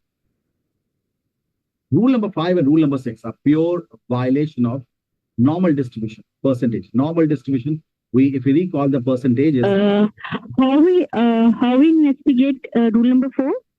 Rule number 4, we will the moment this fourth rule gets identified, you will be able to see the red dot here. It tells you that if this violation happens, you will see the red, it will highlight that rule number 4. It will say, when at this point, it will say 4. So you will be able to know that there's a rule number 4 has been activated or violated at this stage. So yes, you will have to go and investigate what is happening here. So whenever any rule gets violated, a number is shown at that. You'll see a red dot like this. And if this is the rule, it will show you rule number 3. It will be written here. 2 will be written here. So it will tell you which rule has been violated where. So you have to go back and check those 14 points and investigate who is involved here. You have to do a sort of a like a detailed in-depth analysis of what has gone wrong in last 14 days or 14 hours, whatever you call it. It depends on what frequency you're collecting data. So it will be identified. You'll see the number. It'll be identified automatically. Any rule gets violated, the number will be published. Does that answer your question? Okay, perfect. Now, talking about the next two rules, here it's, if you recall, the distribution percentages. A normal distribution percentage is just exactly this one, let's say 34.1% here, 13.6% here, and 2.1% here. 34.1% here, 13.6% here, and 2.1% here. That's the normal distribution, how it gets distributed. 68.2, 95.4, 99.7. That's how it's distributed. What it tells you that if you recall the normal distribution, this is the tail. This is, if you remember the rejection zone, the 5% we talked about, this is the rejection zone here. Tail, the p-value, we remember that this is the area because 95.4% area is right here. Majority of data, these are the tails, extreme ends. Well, data, I know some data will go here, come back. What it says that if out of 3 points, 3 consecutive points, if 2 are outside the second cell, which is outside in the tail, which is the rejection zone. If majority of points in, if I look at 3 consecutive value, majority falls in the tail, which is the rejection zone, well, process is changing behavior. Because the data points within the tail will, I do understand some data will be there, 2.1%, but again, 1 odd value should go and come back. But if we talk about majority is concentrating there, we look at 3 consecutive value, 2 are there in the second, outside second, that means the tail data is in the tail. So, well, it is a change in the behavior. The distribution is shifting towards the tail. The distribution is supposed to be in the center within plus minus 2, but now the distribution is shifting its base. It's shifting towards the tail. Well, it's good for you, bad for you, decide. Sales data, I would be happy. Or like a cost, I will be concerned. Who is higher, the better. It's good for me in case of sales, but in case of cost, it will be bad. So it's a change. Well, again, I still need to understand what is happening. The data has started accumulating because now this pattern will repeat. This pattern repeats. I need to understand, do I want this to be repeated? A, it's production, sales. I would love this. I would like to find out what has happened because we're having this exceptionally high days, which is good for us. And I would like to do it every day. But if it's cost and time, like the data, I would like to understand because this pattern cannot repeat. I cannot let it happen because these exceptionally high days are bad sign for me. And I need to pull it back because I cannot afford this to happen more and more often. Why not it happened, but I don't want it to be repeated again. So you need to understand the distribution change is happening. Same is the case with rule number 6 also. Distribution change only. My majority of data, 68.2% data is here. It says out of 5 points, 4 are outside the -1 or +1. And look at this. 68.2% data, majority data is here. It's none of the data points are here. It is what tells me that process behavior is changing. Majority data which should lie here, it's not sticking in the center. Now it tells me my process mean is shifting here and shifting not by small margin. My process mean is not shifting by small margin. My process is creating a new low and my process mean will see a significant shift. If it's cost and time, I would be happy, very, very happy about this. But if it's time, if it's production, sales, something, it's a bad sign. My distribution is shifting. My center is shifting and it's not shifting by small margin. It's shifting by big margin because nothing is in ±1, where the process it will be like having a significant average change in the process, which is what we are looking at. And similarly, this pattern could have found outside here also. So if this is, if in case we were to, it's not always like one side, it can be, so this is my +1, -1. So these 4 points could have been here also. That would have created the same. So either above the median, below, this is where data is supposed to be here. 68.2, which is roughly 70% data. It's not sticking on. And so as it says, the process mean is now not this bandwidth, this bandwidth, which is used to have 70% data, it's losing control and probably the average will shift too significantly, either on upper side or lower side, whichever side data is actually getting accumulated. Rule number 5 and 6 is more about change in the distribution percentages and you decide whether it's good for you or bad for you. Coming to rule number 7, what is wrong with this? This is my dream project, right? What's wrong with this? This is a perfect data, isn't it? A perfect data. Dream come true. Variation controlled, absolutely. This is what will happen after Six Sigma implementation. Process will lose its variation, which is like very good. Like I won't say zero, but there is variation, but very controlled, highly tightly controlled. Why special cause variation? Well, common reason. A, if you're happy with this performance, leave this process, spare this process. It has gone into a statistical control. Leave this. Do focus on something else which is more important. This process has gone into a shell, a statistical shell. Will continue to perform amazing. It's a stable, very, very highly stable process. Well, that's one point of looking at it. But if you're one of those who don't like a peaceful life, who always want challenges, continuous improvement, then you got a problem. There's zero improvement. Process improvement has dried up. If it's cost, I know it's not increasing. Yes, cost is not, but it's not going down also. If it's about production, sales, I know sales is not going down, but it's not going up also. My improvement, the continuous improvement is zero. So then if you're one of those who wants to always challenge the limits, well, then go and break the limit, because this needs a change in order to break the like. We want to make it better. Well, obviously, like sales, I would like to go high. Cost, I would like to bring it down. So then you've got to do something about it. This is gone into a shell now. This is where you have your continuous improvement is dried up. Rule number 8 is the worst out of all of them, the worst process, and this is the most likely to become rule number 1. This is nightmare for the project manager. Why? Because unpredictable, very unpredictable. It says 8 points in a row. Outside, +1 or -1, nothing is taken center. Well, very unpredictable. It's going on the both sides. Like everything was on one side. Well, here it was one side or one side, in one side. But here it's predicting by hurting me both sides. If I'm trying to control the upper side, my lower side hurts. If I try to control lower side, upper side hurts. Very unpredictable behavior in both the direction, and it's not sticking in the center. So, well, either my process is going up or going down. It's one-sided. I can focus. But here it's sort of diverting my attention. I'm not able to figure out one side, which side, because it's moving both sides. Very unpredictable process. And that's a nightmare. When it happens, project manager will have a big, a lot of work to be done. But this is very unpredictable. This will result in rule number 1. And this is where loose controls are in the process. So you have to do a lot of investigation and to find out what is causing. Because one side it's moving, I can focus on one side and fix it.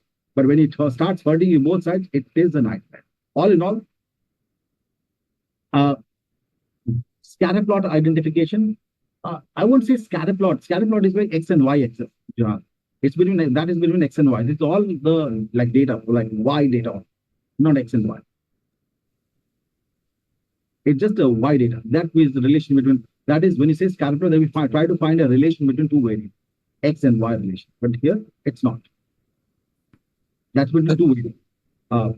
Okay. And for examination, please keep this in mind. This one. Well, you might get a question, and generally the question here is true or false kind of question. Let me give you a couple of them, and we can take a break after that. I know I've exceeded 2 minutes already. So I'll use another 3 minutes to make it complete 5 and take a break. So quick one here. What kind of question you will get on this? I said true or false. So you'll have this document also with you because you need to, because for black belt exam, you need to have, because this is what will be required in the black belt. These 2 pages for control limit calculation, you will be requiring this. And yes, if you get a question on rules, you could get a question like rules which are based on like just true or false. Like for example, if you get a question that 4 or more points in all increasing or decreasing, 4 or more points increasing or decreasing, will it result in a special cause variation? Now, like you can use, anyone wants to pitch in, 4 or more points, all increasing or decreasing, will it result in a special cause variation? True. True. No. It says 6 or more points. 6 or, it will not start from, not until 6. So 4 or more points will be wrong. 6 or more, yes. So 4 is not possible. 4 or 5 is not. So if you have to just look at, just refer to the rule, what it says. Like if I say 12 points alternating up and down, will it result in, no. Until 14 is there, you will not say it's special cause. So bottom line, you just got to keep in mind. Like in this case, I'll say 2 out of 3 points outside the second standard deviation. But yes, that is the rule. Rule number 5. So bottom line, all I have to look at is true or false. Look at the question and let's see, is it the same number we are talking about? If it's okay, then yes or no. We have a sample question there also. This is how you will be getting question on this one. But again, from interview perspective, I would still recommend examination will not be big. It will be easy to do, refer to this page and see whether it's true or false. It will be easy. But again, I would still recommend, please memorize this. because in interviews they ask this question. But just to know, rule number 1, rule number 4, rule number 3. Just try to read it 2-3 times. It's so simple that you will end up memorizing. You don't have to make an effort to memorize it. Just read it 2-3 times, you'll be fine. But again, that's all we have here right now. We will be taking a break and we'll be coming back and we'll start with the control charts and we'll do the control limit calculations too. So we'll be taking a break now. Everyone would request you to please take your breaks and we'll be resuming in another 30 minutes, right? Yeah, another 30 minutes from now, as per your respective time zones. Please connect.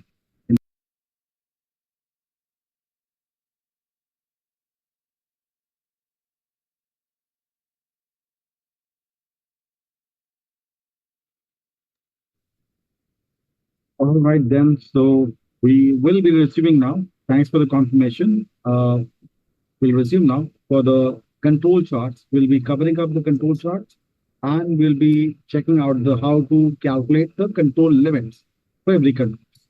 So Sashi, one minute, Sashi. Before you proceed, I just want to ask you one question. In that 8 Nelson rules which you told us before the break, I would like to ask here is that which is the predominant rule which an operations will see in order to check its daily activity or in order to check its status of this project in these 8 rules, because one way or other any of the rule is not getting interlinked. So I would like to understand which rule will be predominantly checked in the operations level in order to understand the stability of the project. Okay. So all 8 rules will be by default applied. The moment there is, when you publish a control chart, all 8 rules will be applicable at the same time. And if there is any violation, you will see that rule displayed there. So you have to take an action. So all these 8 rules, basically these are patterns. New change which has been detected in the process, which is where the moment the change is identified, it will start highlighting that there is a change identified in the process.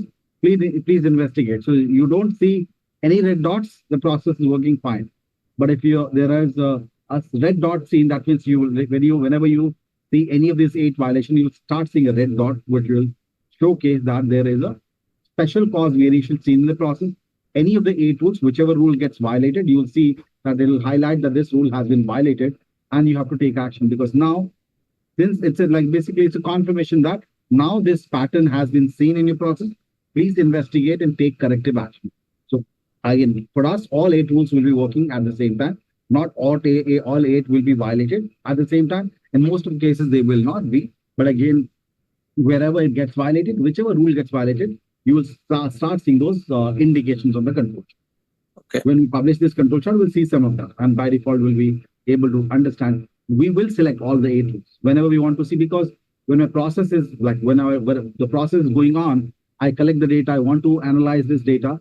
While I analyze it, I will figure out, okay, this process, this special cause variation has been detected in the process now.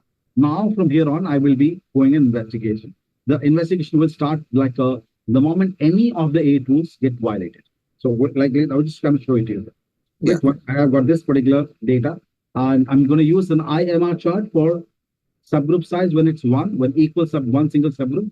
I make an IMR chart because this data is one sample, one sample, one sample. I will make an IMR chart. For single subgroup, I make an IMR chart. If you recall that conversation we had when to use which control chart, I will go to control chart option, variable charts for individuals, and first chart is IMR. Click on this IMR. And now here it's going to ask me for the data set. Well, that's the data that I want to analyze. Every control chart will have an options tab. We will have to select this options tab. In the options tab, there will be an option of test.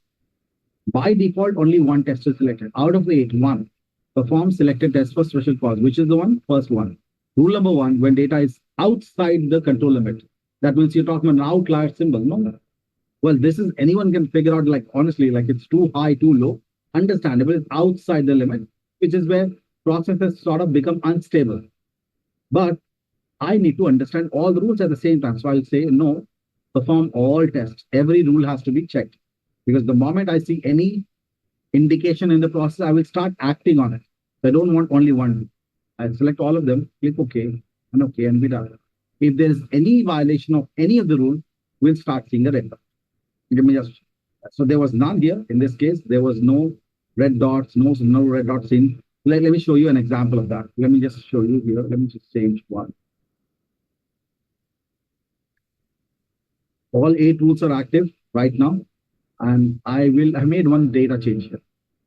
See what it start telling you. It's doing.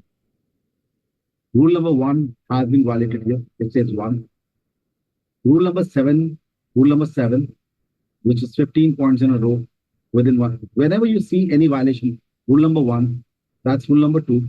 Wherever any violation will happen, you start seeing that. And the moment I see a red dot, that means a violation has happened. And now my job starts to investigate. Well, if I don't see these rules violated, I will simply go ahead and kind of continue my job the way it's moving nicely. There's no problem, no changes. It's all going fine. So typically, this is what I would expect my process to have. No special cause variation, everything working as per the plan. Nothing so significant. The changes are not happening. It's a normal random data which is moving on up and down, which is fine. It's all part of the process, which is good. But when a pattern gets created, that's when it starts highlighting. So all in all, every rule will be important for us. And yes, we will make sure whenever we publish a control chart, all 8 rules are activated. So if any violation happens, I will be able to start taking action. So if this is the current scenario, I will not take any action. The moment the red dot is So seen, basically, in one control chart, more than one rule may be violated. yes, absolutely, yes, absolutely. Any of those 8 rules, so if the rule has to be activated. If the rule qualifies, you will see the violation there. And then whenever a violation happens, it tells you, like in here, look at this, if I just tell you which point it got broken, which rule got violated, which point it got violated, tell you all the conditions wherever the violation happened, which point number, where you had which row, which data point has been violated the rule, and which rule has been violated for this. Then it'll give you those indications. So all you have to do is go back and check your chart and see who was involved, what person, what process was being worked out. Everything has to be investigated for that to understand. First of all, it's good for me or bad for me, because that change could be good, the change could be bad for me, depending on what are you auditing. And yes, accordingly, you will take the actions. Well, if you want to, in both the cases, by the way, you have to do root cause analysis. If it's good for you, we got to find out why it happened, what changes we did, because you want to do them every day. You want to continue doing it. So it's a good pattern for me.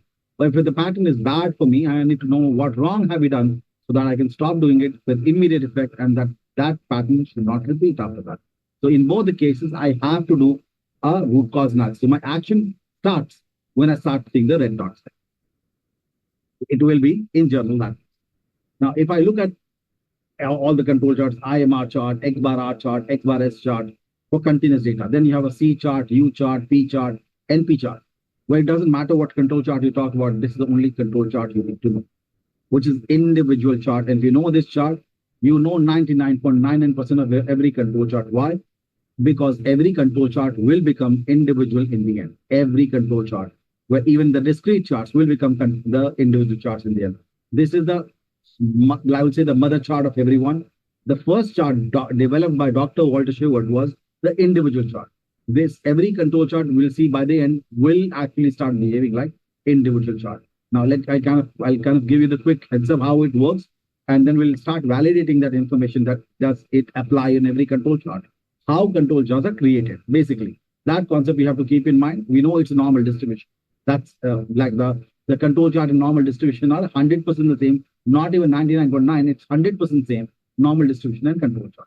Now, we'll first of all try to understand whenever control charts are published, on what grounds they are published. Basically, what do you do? There is a data set here. While in a control chart, what happens, and it will go and calculate average of this data. Say I have some value as an average.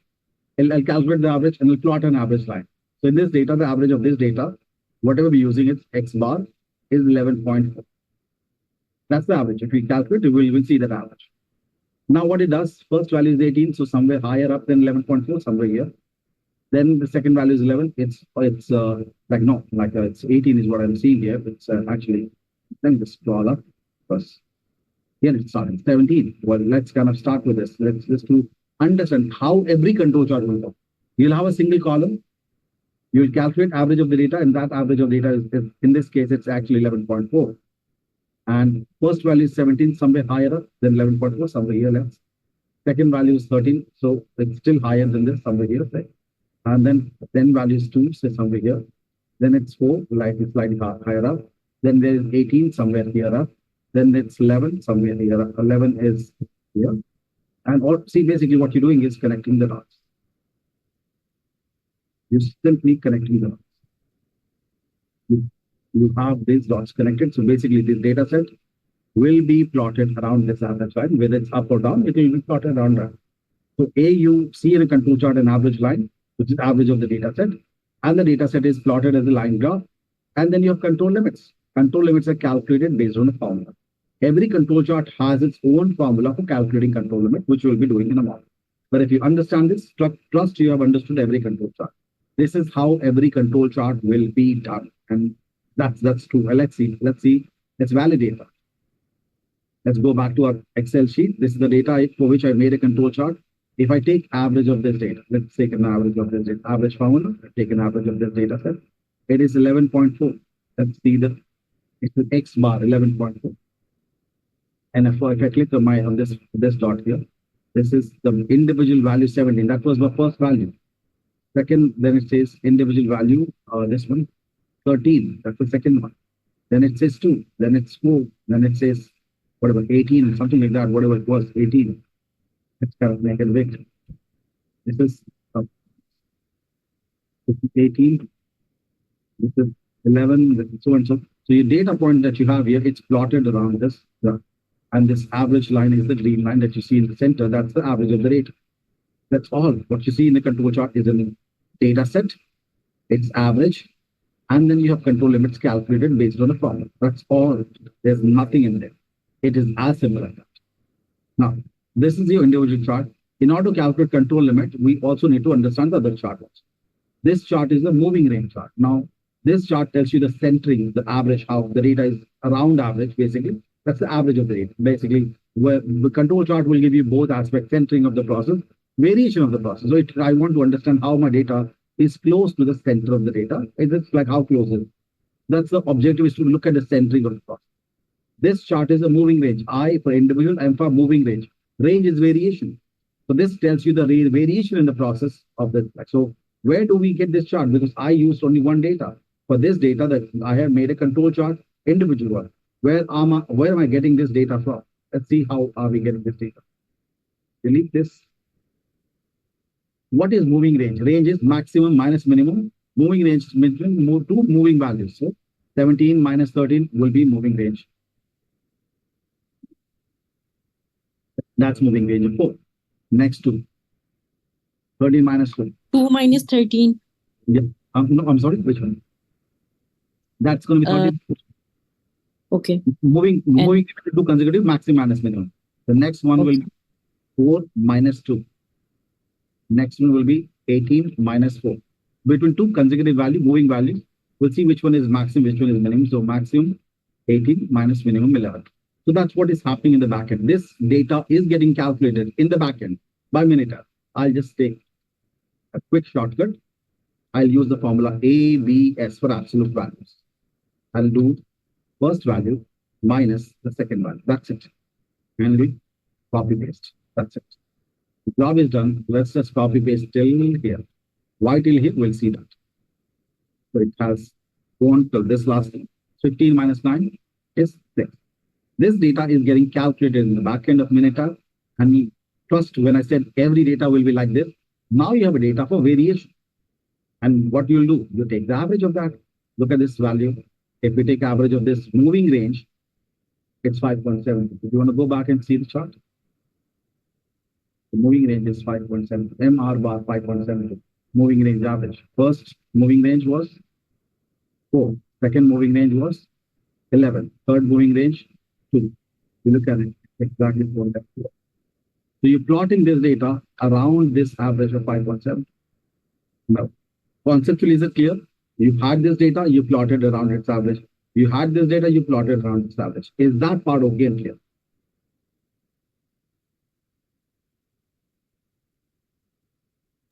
This is one question, Sashi. So when you calculated on this moving range, right, you started with 17 and 13. So difference is 4, you have kept it. Yeah. So when we have to see between 2 or 4, Must it not be -2? Why at the time when we have calculated as 4 and 2? Range is maximum minus minimum, right?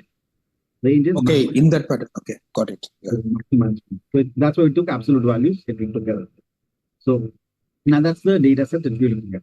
Now, how do you calculate control limit? So there are formulas which we are all the formulas are written here. Practically the upper, how do you calculate control limit for the upper limit, the upper control chart and the lower control chart? For the individual chart, upper control limit, lower control limit, that's the formula. For moving range, this is the formula for upper control limit, lower control limit. So if you get a question in the examination about calculating control limit, and which we will solve in the practice test also, since it's a question of control limit, let's see, this is the calculator for IMR chart, and you will use this a lot when we are going to solve the question. Let's kind of see, well, in the question, you will be given the average. So if I want to see what is X bar, this is what we manually calculate for the data, X bar 11.4, we manually calculate in Excel, average of the data. We manually calculated the moving range average, which was 5.72, moving range average, we put 5.72. And we have the subgroup size one. Only the yellow cells have to be filled. Look at this. Individual chart values, let's see. 26.62 minus 3.82, and that's what you see. And for moving range, it's 18.7 and 0 and 18. In the question, when you're given a question about which is related to calculation of control limit for individual chart, these values will be given.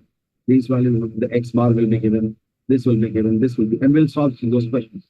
Bottom line, you have to read the question and understand which control chart is it talking about. If you understand by reading the question, which control chart, all you have to is use those values, put into this, and you will get your answer. Calculating control limits is as simple as that. Well, you will have questions, and yes, just all you have to do is make sure that you are, when you're reading it, you're able to interpret the right control chart. So that you're able to use those values. All values will be given. All you have to plug in the value to get your answer. This is how your individual chart, technically the control limits will be calculated. Every control chart has its own formula. For that, we'll be obviously using a different set of data. So, well, if I talk about X bar R chart, we know the X bar R chart is used when you have more than one sample. Technically, for a single, we'll have IMR only. But if your number of samples you're picking are between 2 to 8, you will between 2 to 8 subgroup, I will be using X bar R chart, average and range chart. So let's try to see that. Well, how an average range chart would look like. So my data would be something like this. I'm picking like 6 samples, so it's 6 subgroups, so it's between 2 to 8. So I'll use this data for making a control chart, which is for X bar R. Let's see how difficult is it and how different is it from the first chart that we talked about. Let's see. We'll first publish the control chart using Minitab, and you'll see this is the same chart. There is no difference whatsoever. Conceptually, I'm going to pick up X bar R. We had more data collected. Doesn't matter what it is. My data is not in one column. Actually, it's a row-wise data. So let's go and pick up row of the column, pick up, and we pick up all the subgroups. Subgroup 1 till subgroup 6, we picked up all of them. Select. Every control chart has same 8 rules. We'll select the optional rule. Select the rules, all rules, not one. All 8 rules selected. If there is a violation, we'll know it. Done with it. Now let's see how do you interpret this one. Let's get the control chart here and let's talk about this element. First thing first, let's go back to Excel. This control chart is an average chart, not individual data points, average chart. So what you do here is you calculate averages. In the first hour, you collected this, say 6 samples. What you do is you've taken the average. First hour average, second hour average, third hour average, fourth hour average, fifth hour, sixth hour, seventh hour. Every hour you kept on taking average. So these are average of 6 samples every hour. That's what you have, an average data. Well, how it's going to behave? Well, you will always have a column. You will calculate its average. And so when you take average of average, it's called X double bar, or it's called grand average. So you call, because it's average, every hour average, and you again take an average of that, you call it as X double bar, or you can call it grand average. This is average of all the averages. You want to see this value? 16.82. Look at this. X double bar, 2 lines, X double bar, 16.8. This is first hour average. 13.1, second hour average, 20.83. Exactly what you see. So this data is going to be plotted around its average. Same way we have seen for individual and the moving range chart. And how about the other chart? We have the range chart. But same way, nothing changes. Any control chart doesn't matter. Range is what? Maximum minus minimum. So in the first hour, you collected 6 samples? Yes. Do you have the like a direct range formula? No, we don't have direct range formula, but we can always calculate maximum, minimum, and get the range. So in the first hour, what was the maximum value? 26. What was the minimum value? 2. So maximum minus minimum, range. Second hour, what was the maximum value? What was the minimum value? Maximum minus minimum is range. Third hour, what was the maximum value? Minimum value, maximum. Your range data get calculated. And this is all happening in the backend. Let's see. Now, do you have a single column? Yes. Can I calculate average of this range, which is average range? Yes. Average range is 20.1. Let's see. R bar 20. First value here, 24. Next 20. Next 20. And then, I guess, 16. Look at this. 24, 20, 26. So this is the same data which is getting plotted around its average. It's always going to be like that. You'll always have a column. We'll end up calculating average. You plot data around that average. And then it's all about. So instead of moving range, we have average range. Yeah, because that was only single value. So you could not calculate. It was between one single value, another value. Range, you need maximum, minimum. So we took 2 consecutive values between like one after another. Because there in the previous case, you were only having only one single value. So range, you need maximum, minimum 2 values at least. So because we were not able to get a range, so we took a moving range. That was the shortest possible variation which was captured. But again, here, since we are taking multiple values, we could always find every hourly variation. We could do this, like first hour variation, second hour variation. This is more samples. I can calculate variation for that each hour. But in the first case, I was just picking one sample. So within one sample, I can't find a range. So I have to compare with the next sample so I can see the difference between those two. And the same, like if I look at the control limit calculation also, it's going to be the same. Absolutely no difference. Well, you will be given a question, and we'll have like a lot of questions like that in the practice test. You have that. So in the question, you have to read and carefully understand the question and understand which control chart is it talking about, which control chart is applicable on that question. And well, in this case, like you will be given this value, like X double bar, we manually calculate average of average, 16.82 at 16.82. R bar, we manually calculated average range, 20.1, just put 20. Subgroup size was 6 samples. 7.11, 26. Every day rounded up to 5, 3, something like that. 26.54 probably rounded off here. 7.11, 7.11. This is 40.28 and 0. This is 40.28. Same way. Every control chart will be, you just need very, very limited values to do your calculation. And it doesn't matter. See, if you recall that every control chart is working with the same fundamental, where you have a single column, you end up having a single column. Although you had a lot of data set collected here, it doesn't matter. You may be collecting a lot of data. You may be collecting 50 samples. It doesn't matter. In the end, you'll be back to a single column. Right? Every control chart behaves like individual chart. Now, if you pick more samples, it doesn't matter. When it is more than 8, I do a X bar S. X bar for average, S for standard deviation. Now, here I'm picking 12 samples. I will make a control chart. It's nothing different. You may pick up 50 samples. I don't care. But in the end, you will be doing the same job. It doesn't matter. Average and standard deviation. My data is in a row-wise data. So I pick up all the rows here. I will do the options tab, pick up the test rules, drop down, draw it here. And like, look at this. This is exactly what we were referring to. Let's see, what is this control chart all about? You took 12 samples in every hour. What you did, average of the 12 samples, average of next to it, average of 12, average of 12, average of 12, average of 12. These are average of every hour sample. That's it. And we end up taking again average of average. The average of all this average is 16.73. Look at this. X double bar, 2 averages, 16.73. First average, 14.8. Second average, 16.83. Looking at the same values. And fortunately, yes, we know how there's a formula of standard deviation. There, at least you don't have a problem. You can directly use STDEV for standard deviation, STDEV for standard deviation, STDEV for standard deviation. Just use standard deviation. And now you have standard deviation data. You can take average of all the standard deviation. Your average variation in the data is 8.13. Look at this. S bar 8.13. First hour standard deviation 7.92. Second hour standard deviation 9.38. It is exactly plotting the same values. So there's no difference whatsoever. You pick up any control chart, they're fancy names, but honestly, I'll pick up the last one any given day. The standard deviation is the more accurate version of measuring variation. I would any given day pick up the last one because the best way to measure variation is always the standard deviation. And I here, the 16.73, S bar is 13.8.13, and we have 12 samples. Look at this. 23.94, 9.53, 9 rounded up to 9.53, 29, and this is rounded up to 94.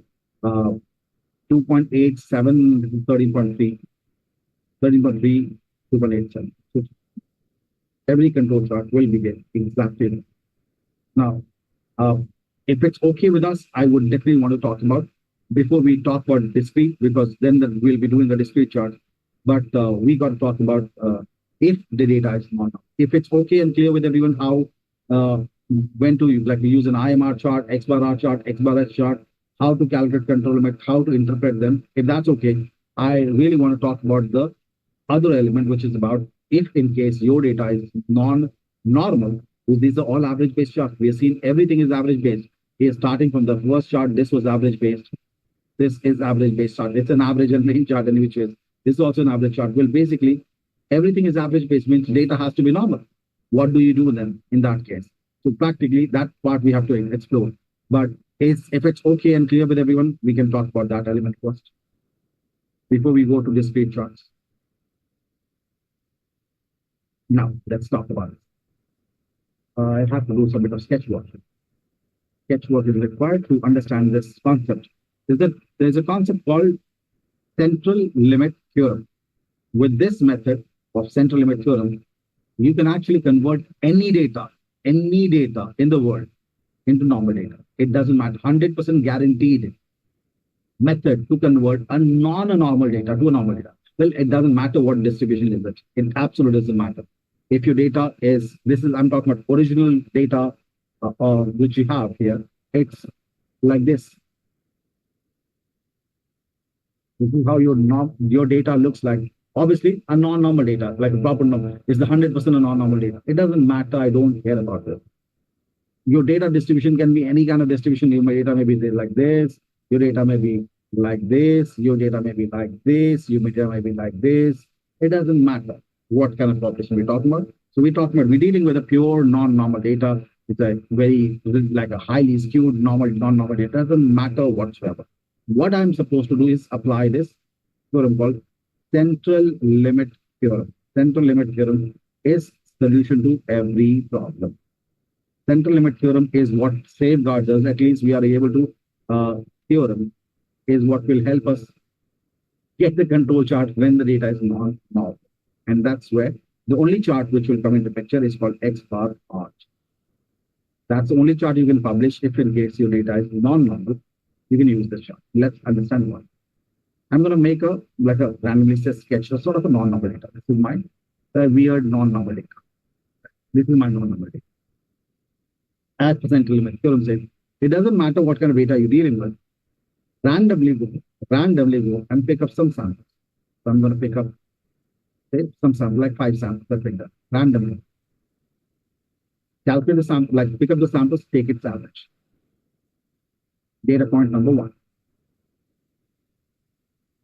Pick up some more randomly collected samples, take its average. Data point number 2. Pick up some randomly collected samples, take its average. Data point number 3. Keep doing this random selections, keep doing this random selection, keep taking its average, keep making a note of those averages somewhere. Randomly, it just pick up 5 samples. Keep doing it. So if you keep doing such averages from a absolutely insane population, we take such data and when this sample size, this sample, like this is what are these? These are sample averages. These are sample averages we are talking about. All these are sample averages we have been picking from the population randomly. If you pick up such data and when such sample size is greater than 30, such sample averages, if it's greater than 30, if you plot a histogram from this data, it'll be 100% normal. 100%, not even a chance. 100% it will be normal data. It doesn't matter what published data is coming. The rule says sampling distribution of sample means. Sampling distribution of sample means will always converge to a normal data. That's the logic. So sampling distribution of sample means will result in a normal data. The old population data was this. New population data can be predicted, can be normalized. Always. Here the sample size gets bigger and bigger, bigger and bigger. But again, central limit theorem is the only choice and the savior here, so that you can make a control chart for non-normal data. For this kind of process, I can't make a control chart because every control chart is average based. Thanks to central limit theorem, you can use this method, and then your process, because whenever you're doing it, let's try and recall what is happening when you publish this data. I will go to X bar R chart. This one. Right now, we're taking 6 samples. Take its average. 6 samples, take its average. 6 samples, take its average. Randomly collected 6 samples. I'm taking 6, and this number should exceed more than 30. This should go on and on. I just ended here. Go on and on, on and on, on and on, on and on, on and on. This data, if it's more than 30, this is sample means. And if I plot a sampling distribution of this means, when I'm making this X bar R S chart, this data will be absolutely normal. Look at the variation. Look at this data. 2, 26, 30. Could you see like various 2, 30? Do you think why it is getting normalized? Because the same logic. Sampling distribution of sample means will always converge to a normal distribution. You had a very unpredictable data. If you look at this, it's very unpredictable. If you look at this, it will always be normal data. But whenever you convert a sampling distribution of sample means, it is always going to be a normal data. And that's what it's working here. But whenever you do it, it's always try to make it more than 30 samples. Whenever you're dealing with a pure normal data, non-normal one, you should always use this one then for more than 30 samples. And that's when you can say this average that you're looking at. Now you can use this average chart because this sampling distribution of means would have normalized the entire data because you're plotting this hourly averages, and that would have been normalized. And that's when you can use this chart. So this is where the average data will make sense. And range doesn't have a problem because range only takes maximum and minimum value. So I will be fine with this chart will not work. But then this one, this first chart, the average chart gets controlled by the central limit theorem. The sampling distribution of means will always be normal. And normal means I can apply the control charts. This control chart will normal distribution work. But range chart, range doesn't like need any clarification because you only need maximum value, minimum value, and that will be taken care of automatically. Because you're doing a minimum maximum, range is all about minimum and maximum. They'll take care of that. This is the only control chart, a favorite interview question of all the recruiters, because nowhere it talks about it. Nowhere. Whenever you talk about control charts are always made for averages. People know averages are the thing what we will be checking in control charts. But there's no control chart for median, and generally people don't ask this question. But in the job interview, somebody who's technically sound will always ask this question because they know everywhere in the book, they tell you which control chart to be published, if it's like a single subgroup, more than 2, this and that. But nobody talks about median because control chart is all about normality. Nobody talks about the other part. So it is why it is required whenever your data has this kind of like a non-normal stuff. You remember one thing, the only chart where it can work is this X bar S chart. And thanks to the central limit theorem. I hope it's clear why central limit theorem will work here. Same logic, average of averages. Basically, when you plot them, you will always find it normally distributed. Always. Is it okay and clear before we move to the discrete one?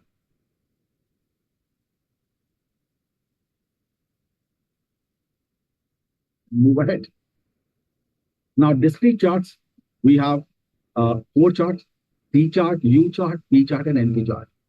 We discussed about when to use which chart in case of this while we were talking about the green belt section. Here we are trying to, whenever we're trying to control the defects in the process, you make a T chart or a U chart. T chart is used when the sample size is fixed. U chart is used when the sample size is changed. But both are meant for measuring and controlling the defects in the process. If you want to control and minimize the defects in the process, you will be using a C chart or a U chart, depending on if your sample is fixed or variable. Let's see the C chart. How difficult is it to make a C chart? It's pretty straightforward, I guess. I will go to control charts. These are all in attribute charts. All are these. C is right at the bottom. Pick up C. In discrete charts, you only have 4 rules. Same rules, but first 4 rules are applicable, others are not. So go to test, select all the special causes, and you only see rule number 1 till rule number. Other rules are not applicable. And let's see. Well, prima facie, what I can tell you, these are very bad days. Well, these are defect charts. These days, defect has gone outside the expected limit. We were expecting the maximum, the defect will go up to this. You exceeded those limits. Very, very, very, very bad days. These days are extremely good. These are still defects, but defects are less than expected. So I will do a root cause analysis to understand what wrong did we do here, so that our defects went out of proportion. And we will definitely do a root cause analysis to understand what differently have we done here, which has reduced in like our defect rate. I would love to kind of find it and repeat more of that. I would like to stop this, whatever happened. So bottom line, if you have a violation, you will be doing the root cause analysis. Now, if I look at this data and I want to understand how is it working here, well, no brainer here. While if I look at it, this data set, look at the value, 50, 12, 50, so and so. This is the defects, everyday defects. You calculate its average.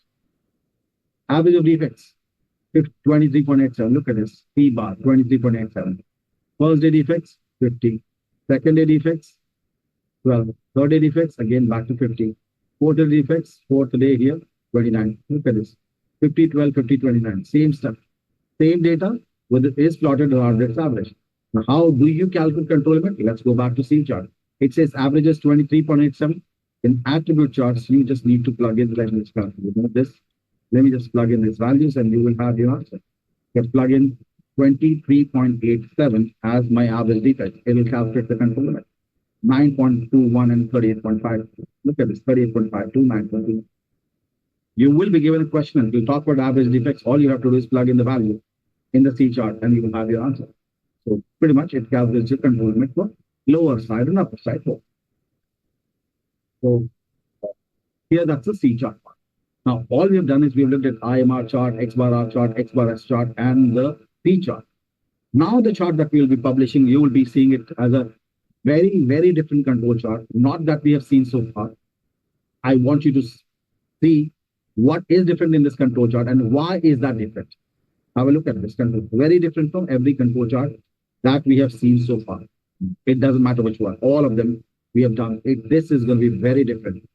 What is different in this control chart and why is that different? We're making a U chart. Defects is what we're monitoring. Subgroup size, the sample size. U chart options, same 4 rules. Same drill, same process for everything. Look at this control chart. What is different in this control chart and why is that different? Something is remarkably different in this control chart. What is that and why is that?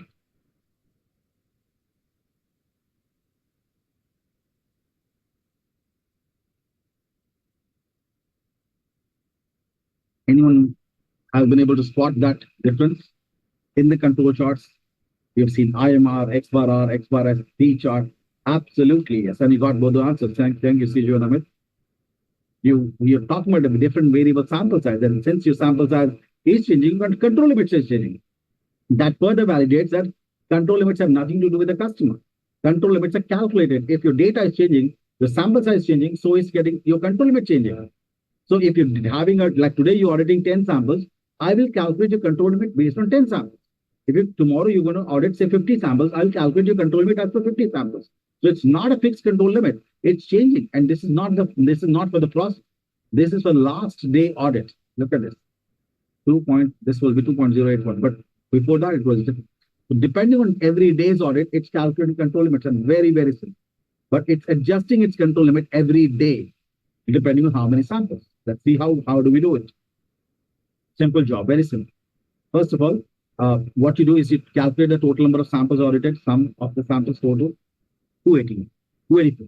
How many defects did we found total? 391. So what is on average, how many defects we're getting? We're getting about 391 divided by 284. We take an average defects. I will get 1.377 defects we're getting per sample. So you got 391 out of 284. That means on an average, you're getting about 1.377 defects per sample. Look at this, 1.377. That's the average number of defects you're getting per sample. And then you did a daily audit also, remember? You found the day one, you found 31 defects while you audited 24 samples. Day two, you got 10 defects out of 23. So can you calculate the daily defects per sample, the average defects? Yeah, 31 out of 24 is 1.2 defects per sample, 0.4 defects per sample, which is 10 out of 23. It's 15 out of 24.7 defects. It's about 45 defects out of 20. It's 45. It's about 1.9 defects. If you look at these values, these are exactly the same. 1.292, 0.435, 0.74. You are talking about this number is getting plotted around this. Same story. Now, when it comes to control limits, let's talk about that control limit. How do you calculate the control limits here? If I go to the U chart option, there's a U chart option.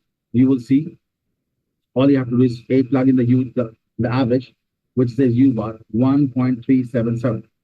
Now let's calculate N is the sample size. Let's pick up which one was our sample size here. Give me 1 second. We go back our sample size. What was sample size? Day one, 24 samples we audit. Let's see 24 samples. What should be the sample? What should be control limit? I put in 24. It calculates control limit as 0.658 and the upper limit as 2.09. Let's see. This is the one we're looking at. We look at this. 2.095, 0.658. We're talking about the same thing. This is the thing, 0.658, 2.095. Yes, do you want to do it for second day? 23 samples, just change this to 24. Next day audit, 0.643 and 2.111. Look at this next day. The audit, you have 4 statements. Just use my cursor here. 2.111. This is 0.643. Looking at the same. You keep changing the sample size to calculate your control limits every day. So it's a dynamic control chart. Now, big question is, well, is there any fun of doing this control chart? Honestly, I would say no. Well, it's your choice. You see, this chart is also for defect. This chart is also for defect. I would any given day prefer looking at this chart because at least I have a clarity. What is the control limit? Here it's jumping every day. Honestly, I like my personal choice. Well, I don't like it because it's not a stable one. But again, it's a different people have different choices. Bottom line, both are meant for defect. Monitoring defect, I would deal with the C chart. So I would hate to use the U chart. Some people love it with still personal choices. Is it clear? C and U charts? Because they're meant for both purposes. Same defect. Is it okay? Quick check on this C chart and U chart. Now we'll do an NP chart. NP chart is when you talk about defective items. Like I'm picking up an item and I'm saying how many items are defective, not defect.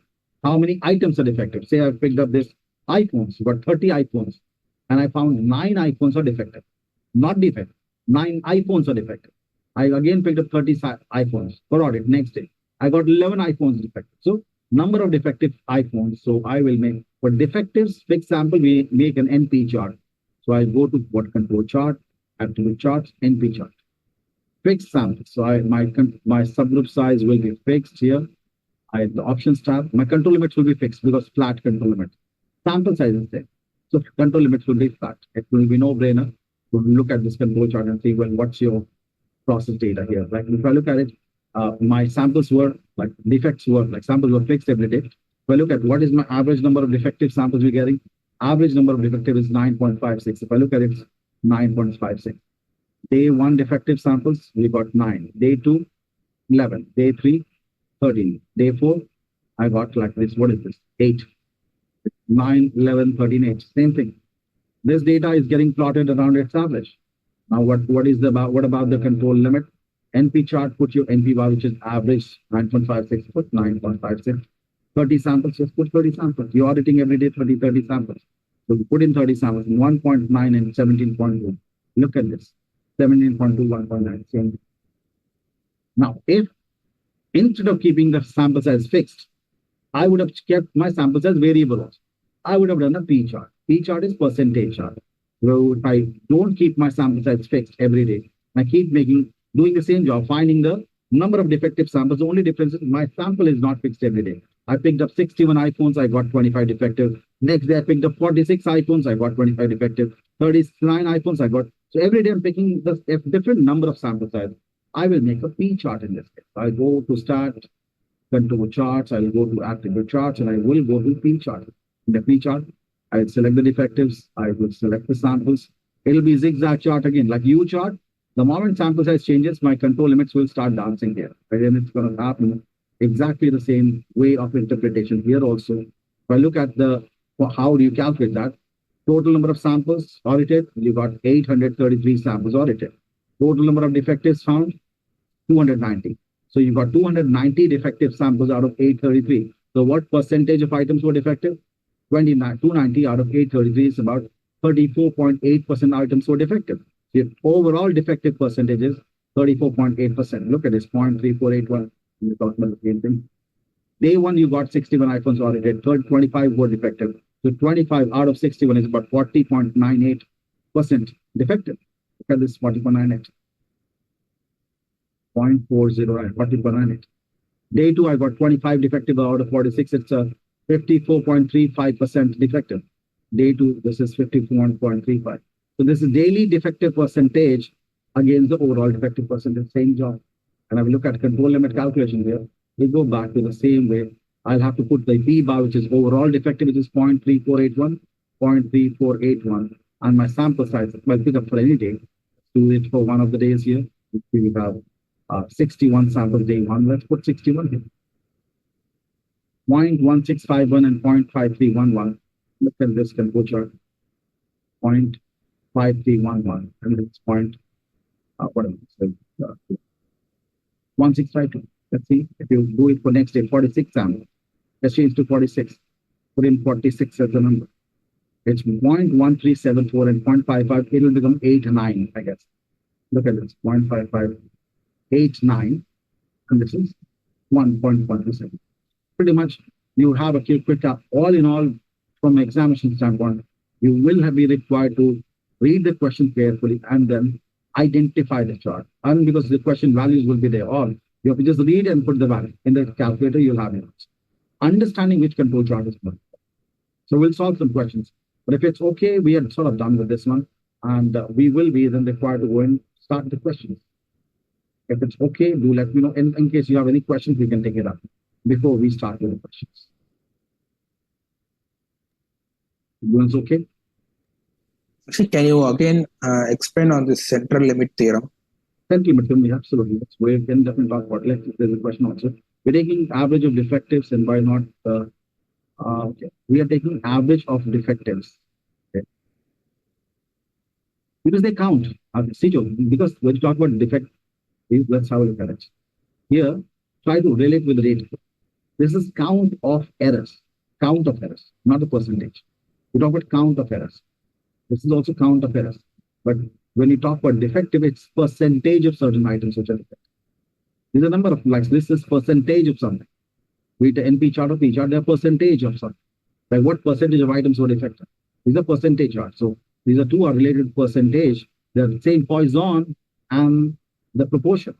So these are the first two are related to Poisson, which is count of errors, count of errors, count of errors. The number of errors can be higher than sample size. So these two are Poisson related, and these are two related to your percentage. Perfect. Can talk about this. Now the central limit theorem. Well, it's going to quickly talk about. Rather, let me just show you one more element here, just to give an idea. You will be able to find something online as a simulator to talk about central limit theorem. Well, let's try this one. Anything will work a lot. Begin. So I will pick up a data which is a uniform distribution. This is how my original distribution looks like. So let's see. If I pick up n is sample size, we pick up n is sample size and we pick up say 5 samples, and let's see what is it. Where is it? Option 2. Run the command. Click normal. Yes. Option click OK. Doesn't get this one. I'm not even find the boost. Let me just quickly see if I can find the one which are like where I can at least show some. There are a lot of simulators.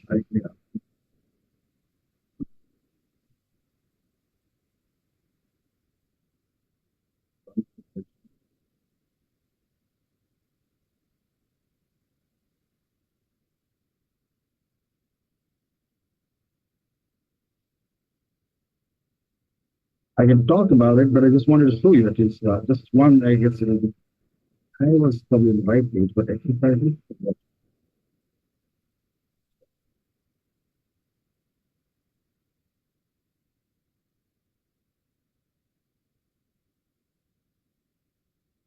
Where is the option to run this? That's what I'm trying to do.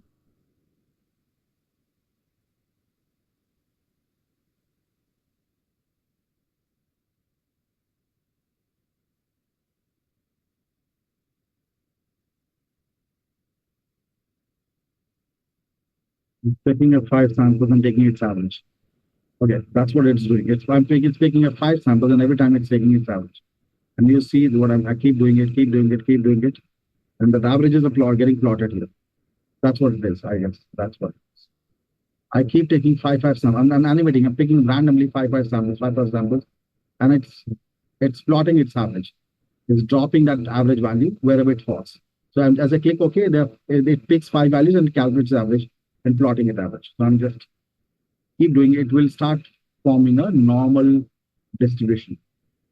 If I keep doing it, it'll form a normal distribution. Every original distribution will shape up to a normal distribution. As and when data goes on and on, this will shape up to a normal distribution. If I keep doing it, I will have data. Look at this shape is already turning like a normal data. I'm just picking, this is a normal data. I'm picking normal data, getting normal data. Now let's see if I make a skewed distribution. This is the original data. And let's say I'm going to pick up a bigger, larger sample just to make sure that it gets easily done, sooner done. So I'm going to pick up 25 samples randomly selected. And let's do 25 samples picked up. It'll randomly picking 25 samples. And then it'll plot its average and place it somewhere here. Those one value. The average of these 25 samples is this one. Next. Rather than me just click OK. Do it quickly. So it will keep picking up 25 samples. It will keep plotting those 25 samples. We keep plotting those 20 average of those 25 samples. It will keep plotting as in I've got like, so I go and randomly pick. The original data is non-normal. If I just go keep on picking 25, you see that this data will always turn out to be normal. Always. Randomly pick up 25 samples, take its average plot, take its sample average plot. It'll always form a normal distribution.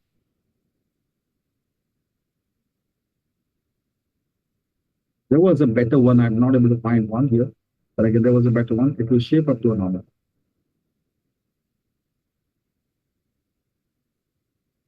You always see that normalized.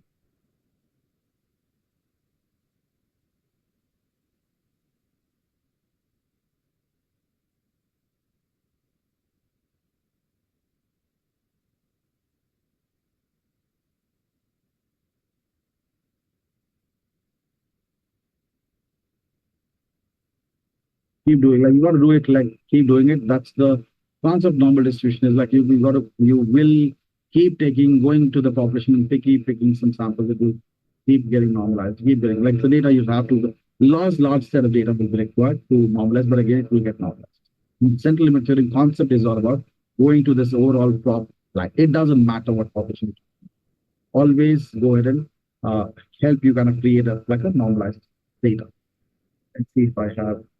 This I did not find that the simulator which I have seen once, like we were not able to see one because that thing was different. Central limit theorem. Sure, you get that particular file of whatever the book it was. It is still the same answer.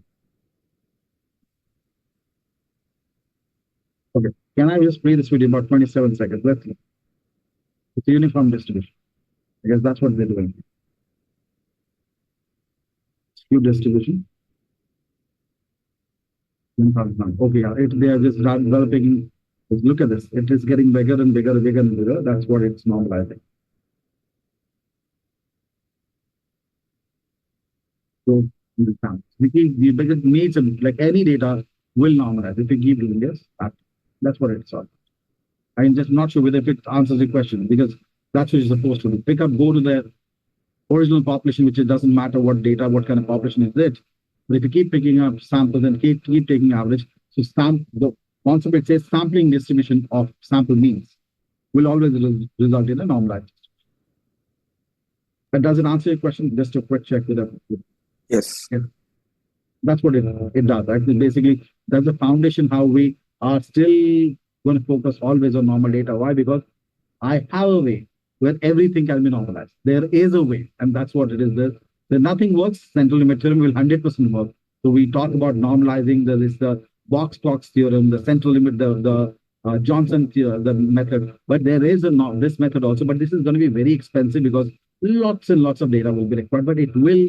This is a guarantee that it will happen. It will be converted. Every data can be normalized. Keep taking random samples. It will always be able to create a randomized data. It can be done. But all in all, these are the control charts we talked about. Let's do one thing. Let's take a quick 10 or 15 minutes break, and let's come back and discuss this. Like not too much left over, I guess, based on our whatever questions so we may not need a full sort of 1 hour. But again, I guess we'll kind of see what is. We completed the black belt part, I guess. Like which hall did we complete that the last week? Did we complete the practice just the black belt one for measure phase, analyze phase? Did we discuss those questions? No, we just kept it aside. We did only the green belt part, right? Yes. Okay. So we'll be picking up the questions which are related to black belts. We'll be picking up today. We'll just pick up the analyzed phase and the improve phase questions. And for tomorrow, we'll come pick up control and the D. So that way we'll be more like balance. Let's do it. Let's pick up analyze and improve phase questions because there will be some. And improve DOE control. DOE will not take long. So let's kind of pick them up. Let's do one thing. Would you be okay with taking 10 minutes or 15 minutes? Because we will not need that much of time, longer time for completing because for this one. Would you be okay with 10 minutes? Will it fine? Let's get it done. Let's wrap it up in case because it won't take long to go and complete the remaining questions. We already done only the black belt question needs to be solved. Let's take a 10 minutes break and let's resolve it. Let's.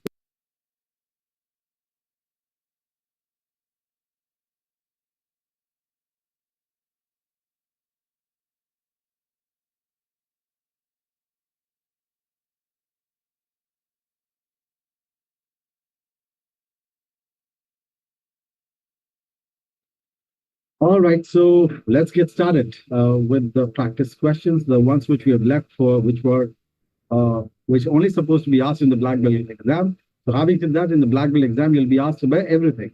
The ones which we already covered, we are not doing them again. The ones we have covered in green belt will also be tested in black belt, but the ones which you talked about, they will not be tested in the green belt exam.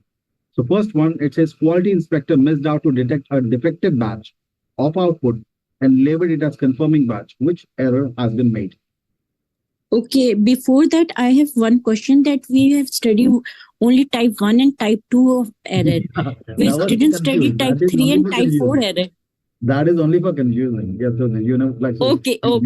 Because that is type 2 error and I'm confused what are the type 3 and 4. That's done purposefully. That's done purposefully. Yeah, but you can get that because they cannot be anything, but it's just to make sure that people are aware. So your conviction says that there are only 2 and they are right about that. Only 2 and they are just for made up ones. So you're right about that. That's type 2 error. Perfect. Upon statistical analysis, p-value shows 0.25. What is that you will be doing? Perfect. Yes, that's correct. Fail to reject null hypothesis. George is shift in charge and wants to check if both machines' productivity differs significantly or not. The productivity data of the machine is non-normally distributed. Which statistical test will be applied? Perfect. Well, we got one wrong answer, but again, most of them are correct. It's non-normally distributed. That's why it's going to be a Mann-Whitney test. You're going to compare the medians of 2 groups and not the average. Medians will be compared. The machines are the data is non-normally distributed. Before a sports event, the match referee has a doubt about validity of coin being used here. So basically, he wants to check whether the coin is dubious or unfair coin. Which statistical test will be used here? And you are correct. Chi-square goodness of it. Another name is one variable test. A survey is conducted to test the theory, boys like blue and girls like pink. Which test will be performed for this?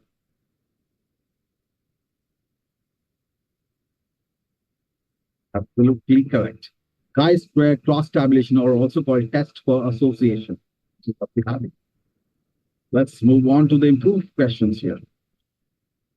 Joanne wants to check the process quality has improved post strategic changes. Basically, there were some changes done to improve the process quality. What she wants to check is which test has to be used to check if, to validate if quality post changes has changed significantly. We just try to say if there is a significant change in the process quality, which test will be used here. Simon says D, Mr. Karim says D, and you are right about that. Absolutely correct. Yes. It's to proportion. You're talking about percentage. We're not talking about target. There's no target mentioned. We just want to validate, has there been a significant change in the quality? And that's quality percentage. Old quality versus new quality percentage, to proportion. Percentages are being checked here. Norma has been hired as a consultant to select a shopping mall with visitors, highest visitor per hour. So there are two malls, shopping malls, and she has to select the best mall with highest visitor per hour. So she collects data for hourly visitor rate for every mall, every hour, how many visitors are coming every hour, and that's collected for 7 days for both the malls. Which test will be used to check if there is a statistical difference in the visitors rate?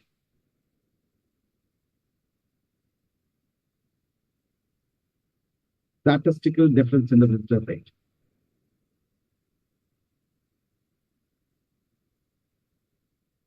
Got one correct answer. One correct answer and one correct answer. It is going to be 2 sample Poisson rate. Why? Because we are trying to find out the count of visitors for the first mall. Count, number of visitors, highest visitor rate per hour. How many visitors are visiting a mall? The count of visitors for first mall, count of visitors for second mall. We're trying to compare the count of visitors. That's what we're looking at. And that's what it's going to be, a 2 sample Poisson rate.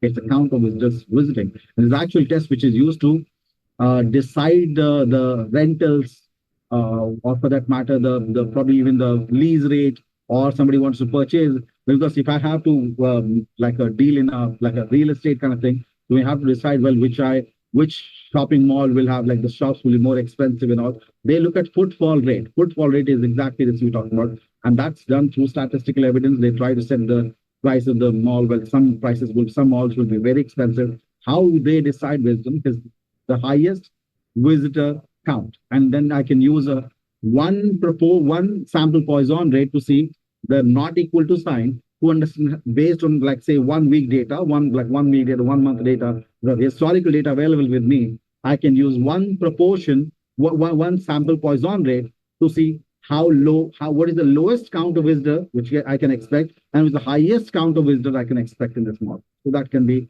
the people do this in real world scenario. Sam wants to check the variability in the raw material received from 2 primary vendors as a result of quality complaints. Which statistical test will help Sam to check variability differences are significant or not? Absolutely spot on. That's there. 2 variants. Max took up a project to reduce variability. Which statistical test will be used to check if standard deviation for the process has gone below 100 grams? Perfect. We are again spot on. 1 variance test. You're right about that because there's a target now. Perfect. Which of the statistical tests will be used to check if quality percentage for the process has exceeded the target of 99% quality?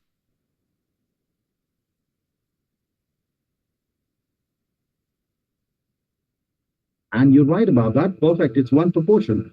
Your percentage and your target. Absolutely correct. You're talking about a percentage target will be 1 proportion test. How would Rex check if the errors per day has gone below the allowed error rate? Please keep this in. There's some allowed error rate, and you want to check if that error has gone below the allowed error rate.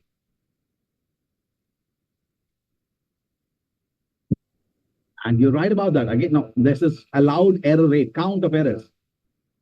It's the error count of errors per day.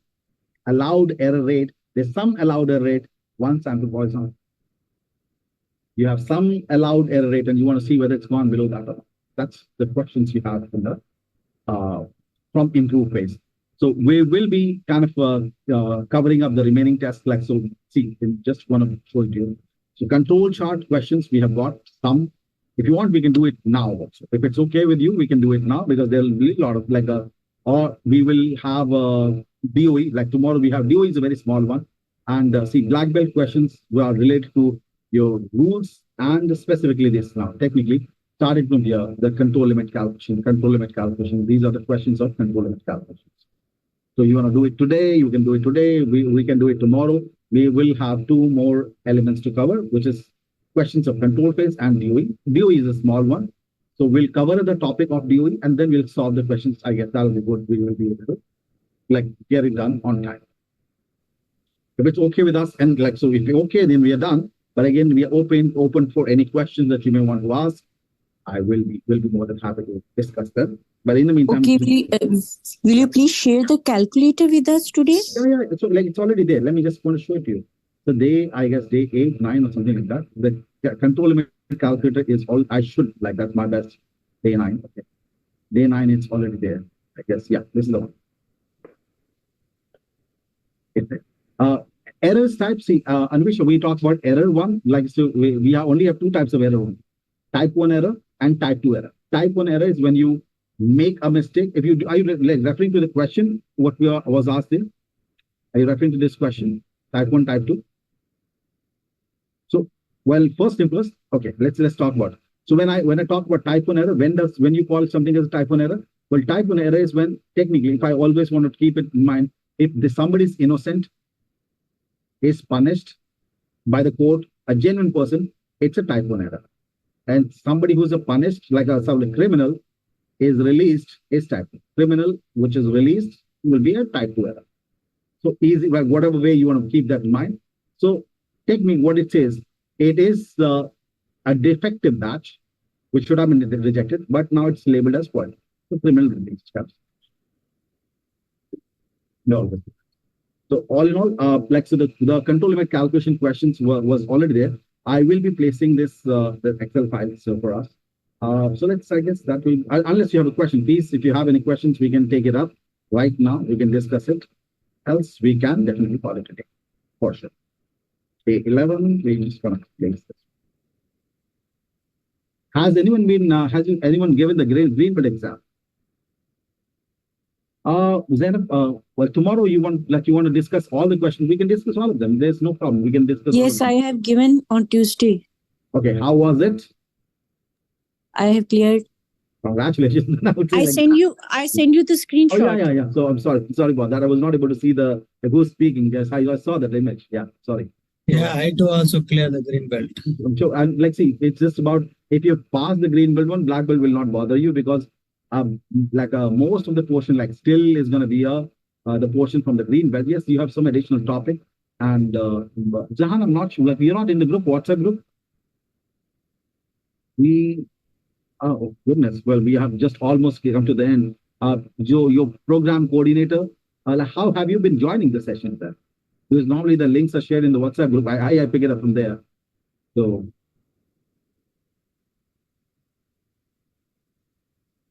Okay, okay, just a quick one. Yeah, Shashi, I just having I have only receiving 2 questions, and that goes to everyone. We're on the group, so not only. Thank you. Please do not think twice.